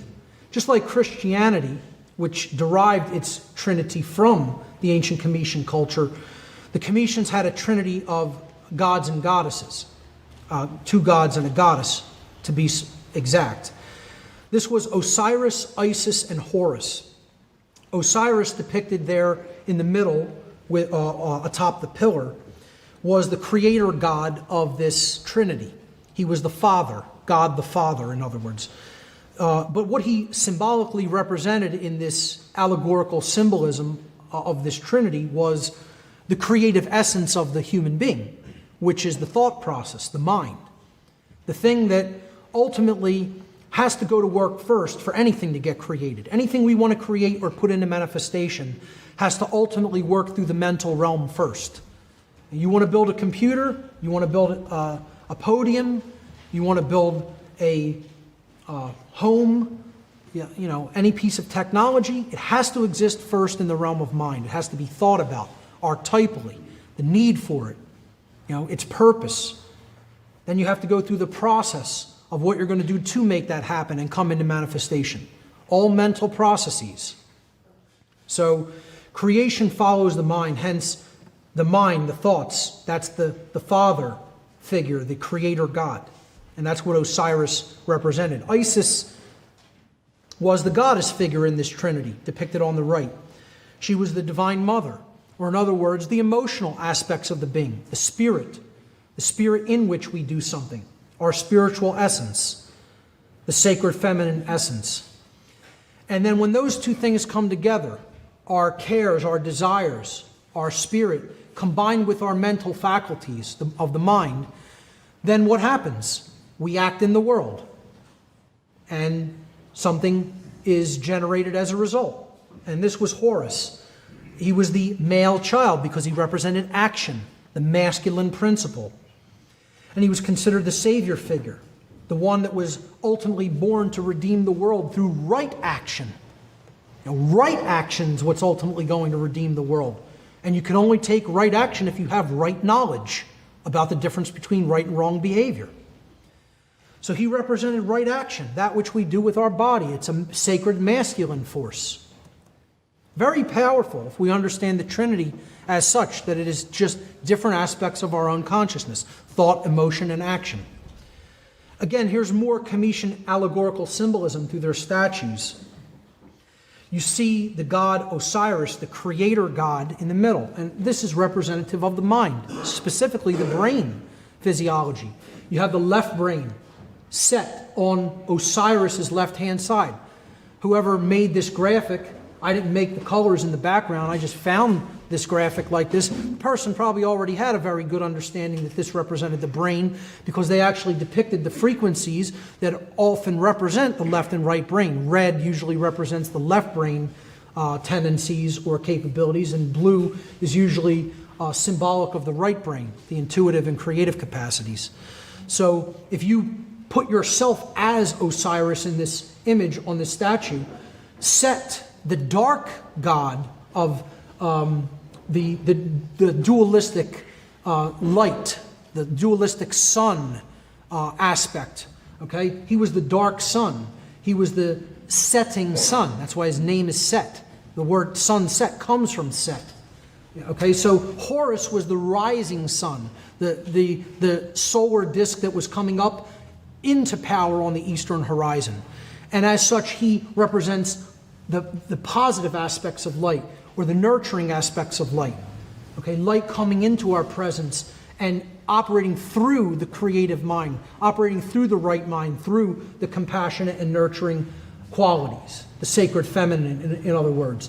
And Set kind of represents in this image logic and the left brain mental capacities without the balance of that sacred feminine force of truth and upright action that Horus represented. As such, Set was always a mischievous character in the Egyptian pantheon and the Egyptian stories, their allegorical stories. And he fought against Horus and ultimately conquers him and banishes him into the underworld where they have to do battle. And Horus has to use his willpower to conquer Set and then rise again on the eastern horizon to rejuvenate the world through light and right action. It's an allegory about knowledge and how knowledge can be used for good or ill. And if you use just pure intellect without the balance of the right brain, morality and compassion, then you're going toward a dark path. The Egyptians had no word for death, but in the Comitian tradition, during the direction that the setting sun was setting over the western horizon, they called, if you had passed on into the next realm, they called it westing. Moving to the west was their term for death. That's it. And again, that's the opposite direction of the rising sun. It's going into a place of darkness and a place of the unknown. And we'll look at that when we look at Freemasonic symbolism a little bit later. Another aspect of the Comitian tradition was the goddess Ma'at, perhaps one of the most powerful allegorical representations was Ma'at. There was no higher god or goddess than Ma'at, because she represented natural law itself. She was the law. Okay? So the goddess Ma'at represented truth, law, and justice among the Kameshan people. The purpose of coming into harmony with the teachings of Ma'at, this mother goddess figure, was to learn how to avoid self-inflicted chaos by learning the laws of morality, and thus not generating chaos for yourself by choosing wrong action. And the society would thus not generate social chaos by choosing wrong action in the aggregate as a whole culture. They would definitively, objectively know the difference between right and wrong behavior as a whole, and therefore they would embrace Ma'at and not go into a state of self-inflicted chaos. The Kameshans taught what is known as the negative confessions of Ma'at. I call these apophatic confessions, coming from the Greek term apophasis, which means to say that which something is not. To say that which something definitively is not and has nothing to do with and is nothing like. That's the process of apophasis. You're going to say, well, if I want to describe right action, what do I want to really convey about it? I want to say it is the opposite of action that is employed toward a harmful end. It does not create harm to another being when I take that action.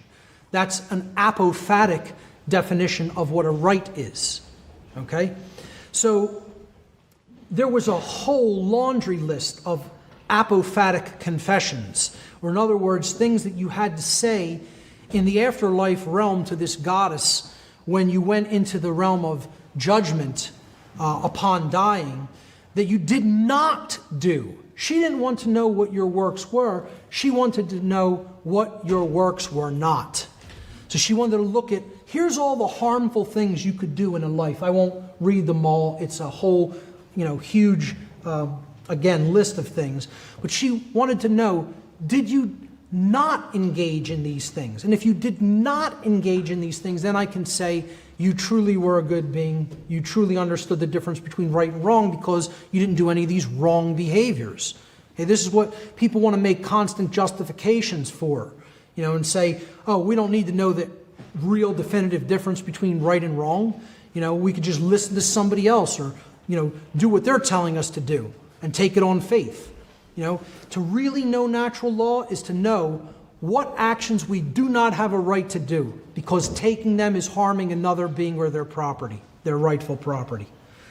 So what I would say in my analysis of Kameshan philosophy, particularly when it came to their apophatic sense of morality, is this was the real narrow straits that we're talking about. It was a very narrow pathway that they defined morality to be.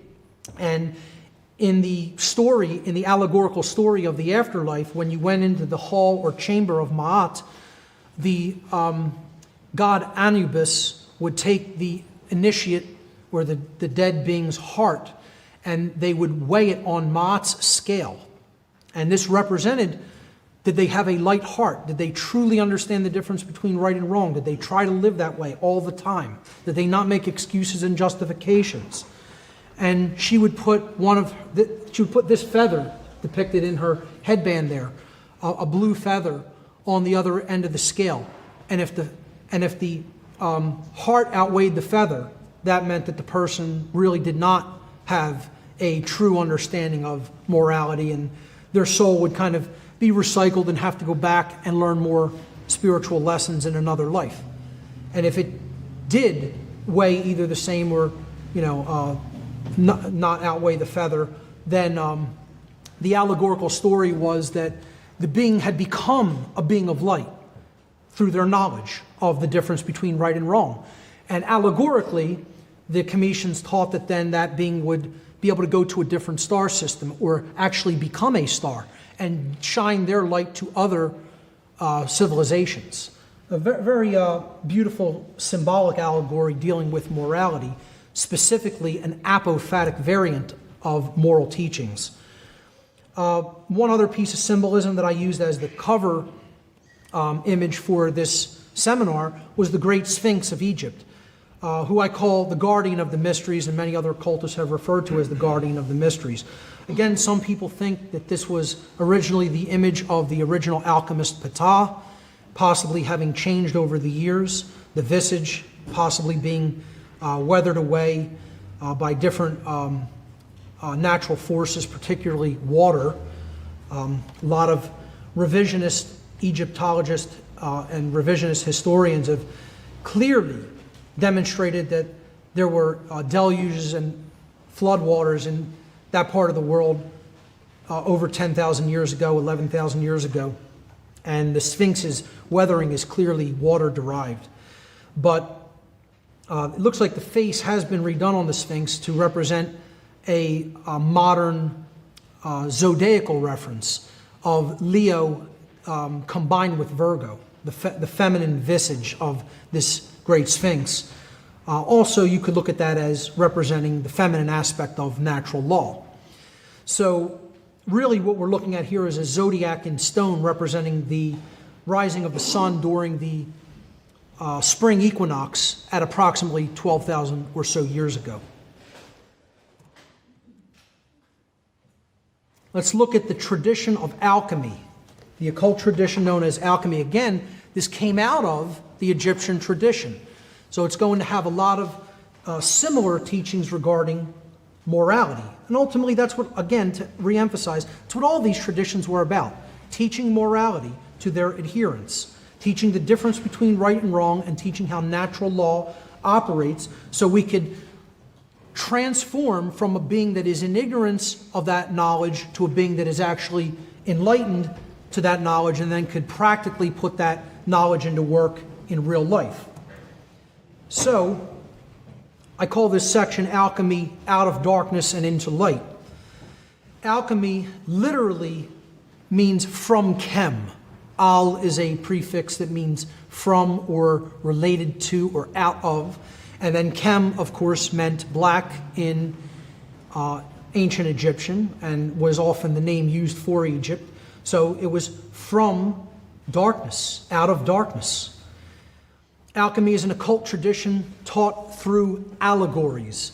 An allegory, again, is a cryptic story, poem, or picture that can be interpreted or decoded in order to reveal a hidden meaning, typically a moral lesson. Again, as we were breaking down those statues in the Comitian tradition, allegorically, what lesson were they trying to communicate to people by building statues? And you'd have to know the background of the story of these gods to really be able to decode what the allegory is. Showing that statue to somebody who's never heard of Horus, Osiris, or Isis wouldn't really do much. But if you understand the verbal traditions and the written stories about those gods, then you understand what they represented and the allegory can be decoded. That's how occultism works. It works through relational and correlative thinking. So the alchemy is taught through allegory, through symbols and allegory, as many occult traditions are. In the tradition of alchemy, it is asserted that all base modes of human consciousness, which are called base metals in alchemy, again, in alchemy you're dealing with the transmutation of metals from one form into another form. But they're not really talking about metals. Okay, they're talking about qualities of human consciousness. That's what these metals are. They're modalities of consciousness.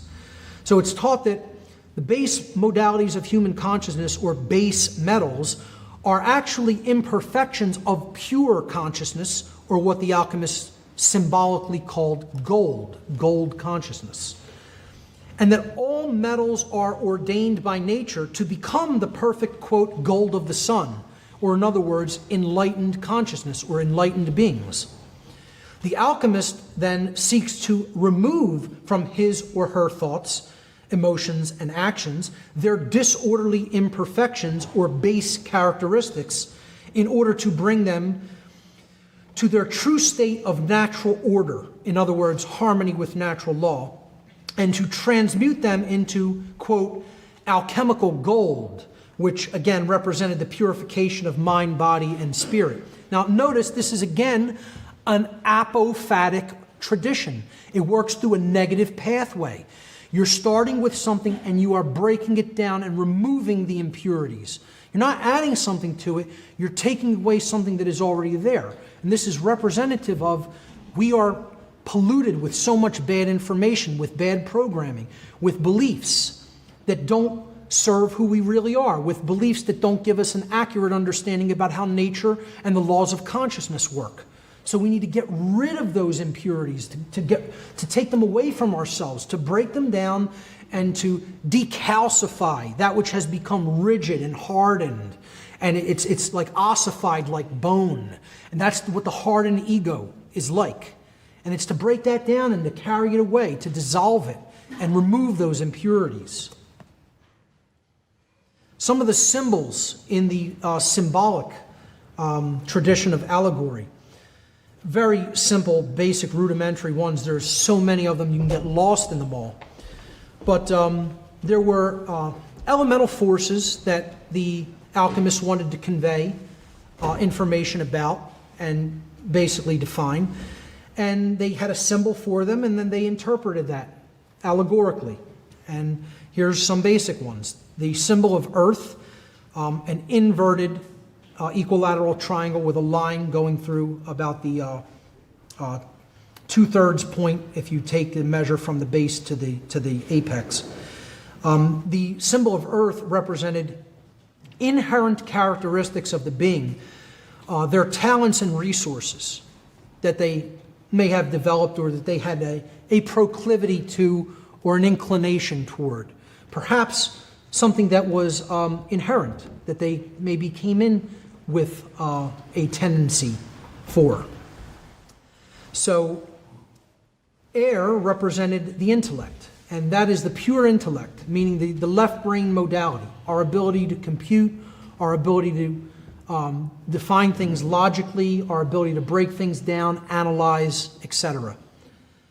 Water, the inverted triangle, represented emotion, intuition, and creativity. Again, that sacred feminine essence, dealing with largely emotion and the sacred feminine qualities. And then fire, an upward pointing triangle. Again, we've seen that inverted triangle in water representing the chalice, called the chalice in many older symbolic traditions. And the element of fire in alchemy was the upright pointing triangle, which represented the blade, or again, a rudimentary masculine phallic symbol representing action, willpower, and courage. Okay, the actual ability to create change within oneself and to go out and create change in the world. Then there was a fifth element. So you have earth, air, water, and fire, and then you had the quintessence, meaning the fifth essence. The fifth element was spirit, represented by a solar wheel with 8 spokes, a circle and then an eight-spoke cross in the middle of it. This represented the divine spark or the divine essence within all of us. You know, the essence of the source or the creator, the underlying intelligence in nature, which is ultimately present in everything within nature, including us. Alchemists speak of something called prima materia, or starting matter. Starting substance is what prima materia was. Again, the starting substance is the human being that needs to be purified, that needs the impurities removed from them so that they can come to a more clear and accurate and de-occulted understanding of the laws of nature. The starting substance, or prima materia, is used at the inception of the alchemical work, the beginning. Silver is considered to be one of the starting substances. There are others, but silver is one of the main sources of prima materia in alchemy. The alchemical symbol for silver is the moon, or is associated with the moon. Because silver represented in alchemy the feminine aspects of the human psyche, including the attributes of intuition, inner wisdom, compassion, open-mindedness, and contemplation. And that's what you need to begin.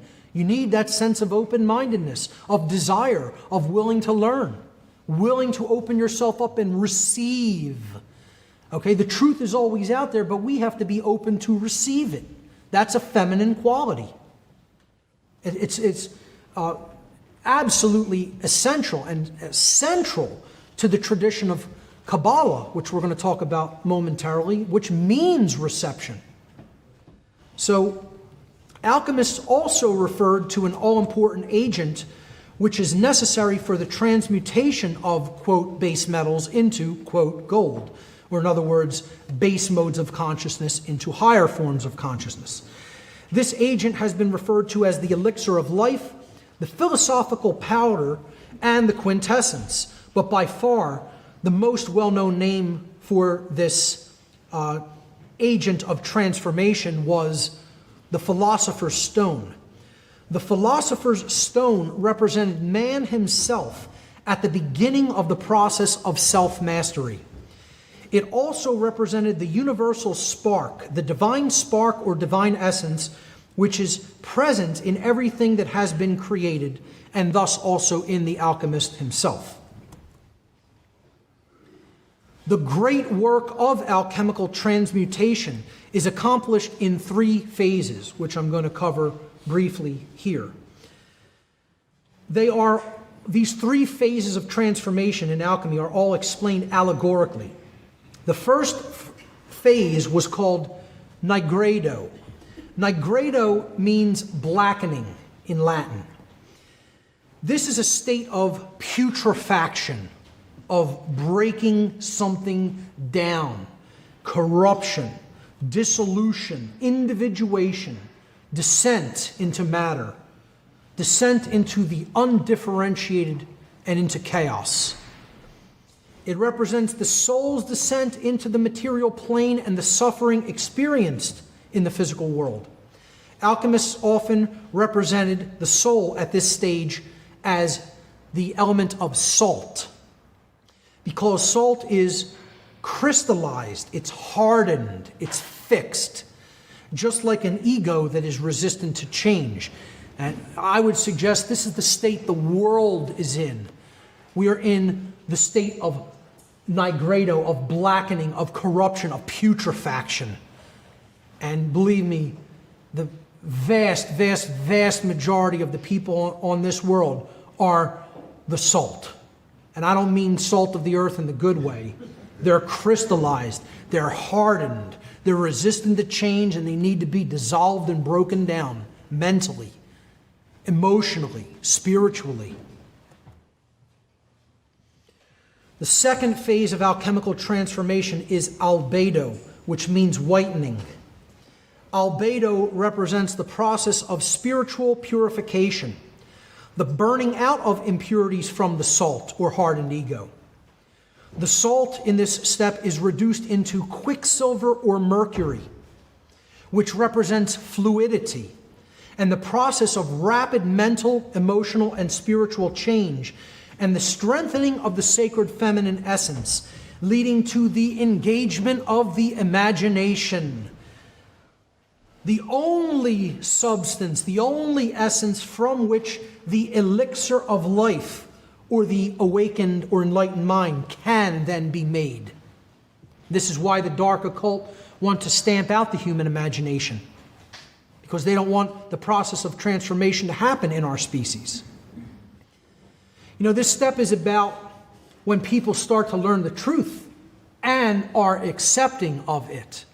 They have the mindset of openness and reception. Again, the date today is no accident. Highly synchromistic. 10-4. Reception. I got it. I get it. I've heard it. 10-4. Okay? No accident. No such thing. As soon as Art suggested the date, I said, I love it. It's all about reception. You know? So, this step is the awakening process, the awakening step. It's when we recognize the world isn't what we thought it was, and we start developing a desire for more than the base things in life. We start developing a desire to know the truth, the desire to reach higher realms of consciousness, the desire to better ourselves and be better than we were the day before. when we're going to start working upon ourselves by taking in the truth and letting go of beliefs and letting go of impurities in our thought processes and bringing our consciousness into alignment with truth and with morality. That's this step of the process: whitening, purification, the burning out of impurities. It's a beautiful allegory if it's properly understood. The third and final phase of the alchemical, quote, great work is rubedo. Rubedo means reddening, the transmutation into gold or sulfur, alchemical substances, gold or sulfur. And they represented purified and enlightened consciousness, the elemental fire of the philosopher's stone. Again, that's why it was symbolized by a red elixir. Often the philosopher's stone was depicted as a red stone itself. And that represented the unification of man, which was the limited being, with the divine will, often represented by a red color as well, the unlimited. So it's a paradox in terms. It's the microcosm joining with the macrocosm. It's man as the limited being in the physical domain having a spiritual learning experience here in the physical world, coming into union with the divine spark or essence, the unlimited force inherent in nature. That's alchemy in a nutshell. Very simple explanation of the allegorical tradition. Again, this is rudimentary work meant to whet the appetite of the student. Let's briefly look at the Hermetic tradition. A quote, which is an inscription from the ruins at the Delphic Oracle in Greece. Heed these words, ye who wish to probe the depths of nature. If you do not find within yourself that which you seek, neither will you find it outside of yourself. If you ignore the wonders of your own house, how do you expect to find other wonders? In you is hidden the treasure of treasures. Know thyself, and you will know the universe and the gods. Again, it's an understanding that if you really deeply explore either of the realms of the occult, the microcosmic realm or the macrocosmic realm, they are reflections of each other. This is the correspondence principle at work. To know the self is to know the universe. To know the universe is to know the self. It's to understand the dynamic interplay between free will and natural law, a theme that comes up over and over and over again in occult traditions and teachings. And again, the Hermetic tradition was also a growing out of, a continuation of the Cometian tradition that was practiced in, again, later Egypt and then was passed into Greece. I'm going to read some Hermetic philosophy from a book known as the Kybalion. I know a lot of people debate that pronunciation and like to call it the Kybalion, but I see that as far too modern Anglicized, and I like to pronounce it how it probably would have been pronounced in the ancient Greek language, in which there was no short Y sounds. It would have been a long I sound, Kybalion, and every syllable would have been pronounced. Again, people can debate that. It's kind of a splitting of hairs, but I prefer what would have been closer to the ancient pronunciation. The Kybalion states, there is no portion of the occult teachings possessed by the world which have been so closely guarded as the fragments of the Hermetic teachings which have come down to us over the tens of centuries which have elapsed since the lifetime of its great founder, Hermes Trismegistus, the, quote, scribe of the gods, again, Thoth in the Egyptian tradition, Hermes in the Greek tradition. In the Hermetic tradition, he was known as Hermes Trismegistus, the thrice great one. Trismegistus means great 3 times over, or thrice great. He was great in his thoughts, in his emotions, and in his actions. His aspects of his consciousness were unified. Some people look at, he was the original alchemist in the Cometian tradition, the creator god Ptah. Okay? So, Hermes Trismegistus, the quote, scribe of the gods, who dwelt in old Egypt in the days when the present race of men was in its infancy. And I would agree with that. Hermes was and is the great central sun of occultism, whose rays have served to illumine the countless teachings which have been promulgated since his time. All the fundamental and basic teachings embedded in the esoteric teachings of every race may be traced back to Hermes Trismegistus. Even the most ancient teachings of India, he's referring to the Vedas here, undoubtedly have their roots in the ancient Hermetic teachings. So the person who wrote the Kybalion, or the group of people who wrote the Kybalion, are stating that it is their belief that the Hermetic teachings are the roots of modern occultism. I tend to look at ancient Cometian philosophy as being even older than even the Hermetic tradition, and perhaps shamanism being even more than that. In this section, I'm going to go for about another 15 minutes, and then we're going to break for lunch. More from the Kybalion. The life work of Hermes seems to have been in the direction of planting the great seed truth which has grown and blossomed in so many strange forms, rather than to establish a school of philosophy which would dominate the world's thought. Again, he's trying to make it clear that the Hermetic tradition was a collection of teachings, a body of knowledge, not one specific dogmatic religion or one set of teaching. But nevertheless, the original truths taught by Hermes have been kept intact in their original purity by a few men in each age who, refusing great numbers of half-developed students and followers, followed the Hermetic custom and reserved their truth for the few who were ready to comprehend and master it. They're describing occultism. They hid the truth from those who did not really want it or they knew would not use it wisely. In other words, their motto or their dictate was no pearls before swine. Okay? I see it as kind of an elitist ideology, and I'll tell you why I don't necessarily agree with it. They're going to talk about the people who didn't agree with this approach. In the modern day, I'm certainly one of them. Now, perhaps in those times things would have been different, but I'll tell you what, with the world on the brink of collapse and chaos the way it is now, the likes of which humanity may never have seen the likes of the kind of chaos we're likely to see in our lifetimes possibly. I don't even think some of the old Hermetic teachers would have advocated secrecy in today's world.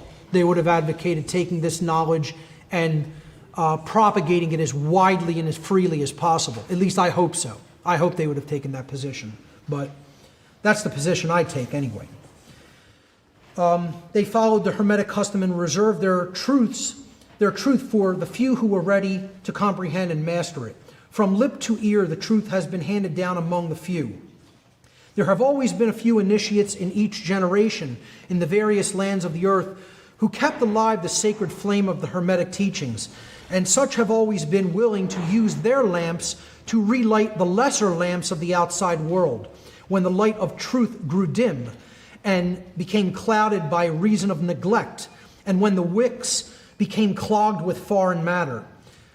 There were always a few to tend faithfully to the altar of truth, upon which was kept alight the perpetual lamp of wisdom. These men have never sought popular approval, nor numbers of followers. They are indifferent to these things, for they know how few there are in each generation who are ready for the truth or who would recognize it if it were presented to them. Now, I don't make any bones about that. Yeah, there's a few people who are very prepared and ready to receive truth, and if it's presented to them, they're going to accept it readily. Few people are already prepared through knowledge and open-mindedness and humbleness enough to simply open up their mind and heart and receive truth. Not in this world. I know that's not how it happened for me. I suffered beating the red-hot sword with the iron hammer in a forge of suffering. That's what got me to finally wake up and break my ego down. You know, hardcore fire of purification did it for me. But, you know, I speak this information to try to explain to people you don't have to go through that process.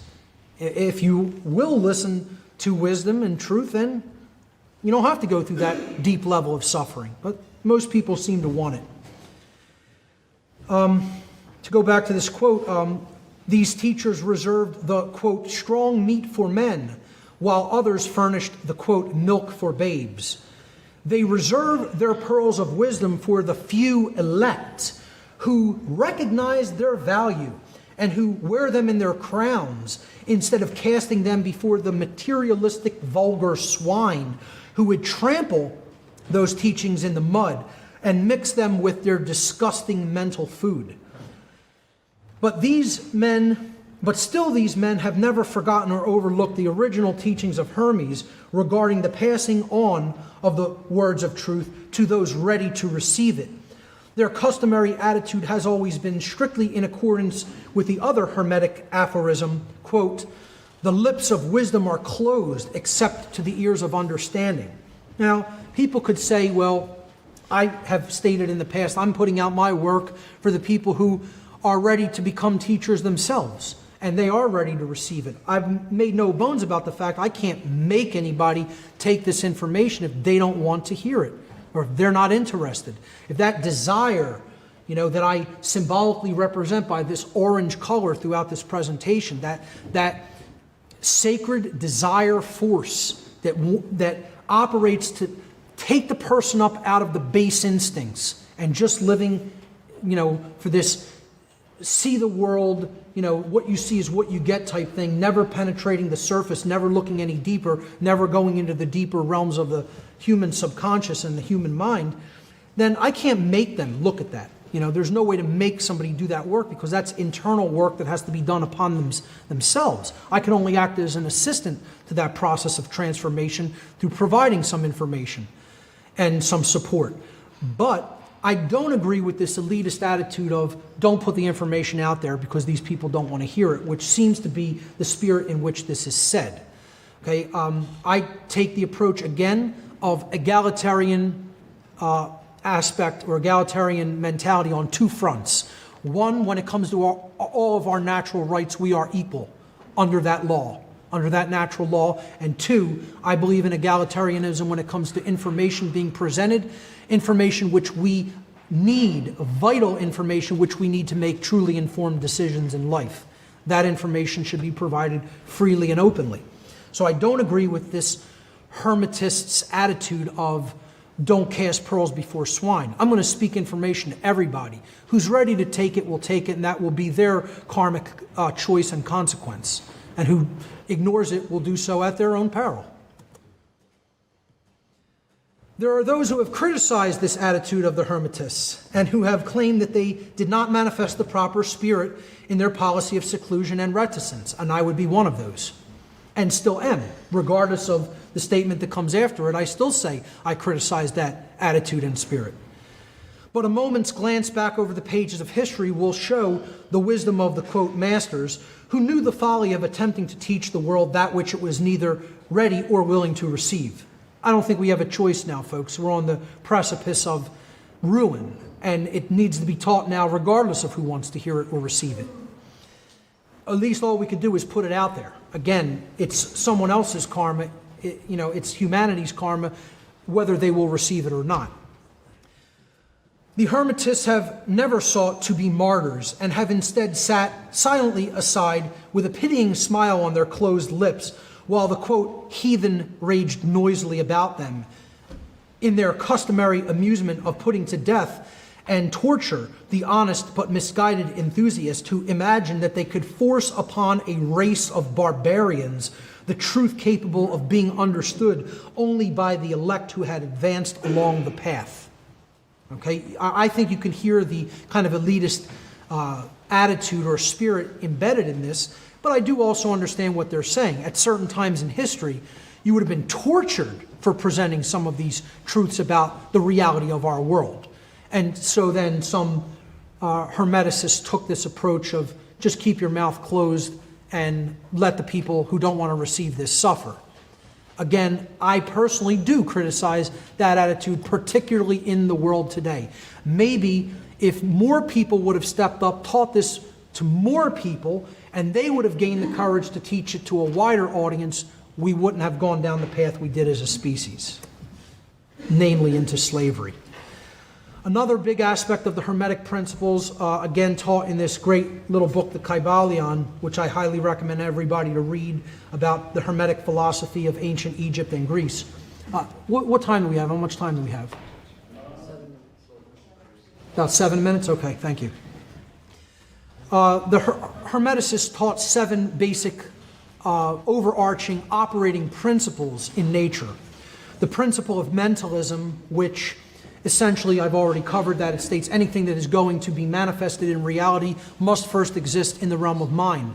As a matter of fact, all of nature is ultimately a mental construct at the deepest level, and matter is a construct for experience and growth in consciousness.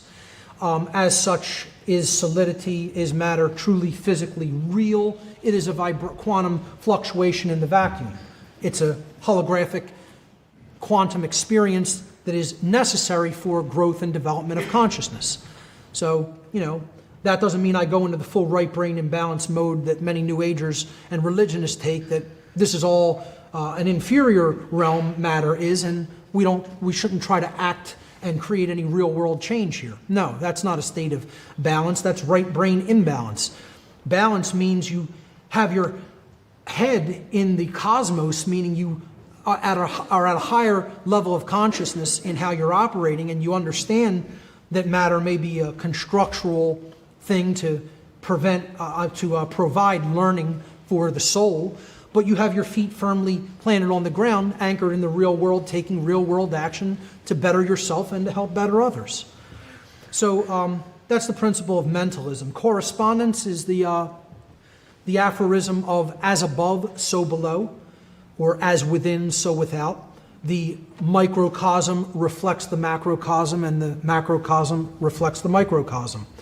That which we do at an individual scale will become our aggregate quality of behavior at a larger scale and will become our macroscopic experience. That's the law of correspondence. The law of vibration, again, at a very low undifferentiated level, everything is simply a fluctuation or a vibration, vibratory energy existing in the vacuum, and nothing is truly at rest. Everything ultimately is in a state of vibration. There is no such thing as the cessation of motion or the cessation of vibration or sound. The principle of polarity, everything has poles to it, everything has opposites, everything has a kind of a spectrum of extremes, a spectrum of polarities that result in two opposite extremes, ultimately operating through the same thing, through the same medium, but seeming to have different extremes in their polarities. The principle of rhythm, everything moves in cycles and has a rhythm to it, has an up and down quality, an ebb and flow quality through time. The principle of cause and effect essentially is almost equivalent with natural law principles. That which we cause and put out into effect in the universe is then demonstrated back to us by the universe like a mirror. Okay, so we reap what we sow. That which we put out into the universe, we receive back from the universe.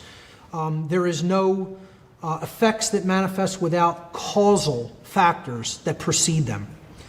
And finally, the principle of gender, which states that there is a masculine and feminine quality, a blending between those two polarities in everything in nature. These principles operate in everything in the natural world, and they are always operating. As such, they were called the Hermetic principles, and the word Hermetic comes down to us in modern English through the word hermetically sealed.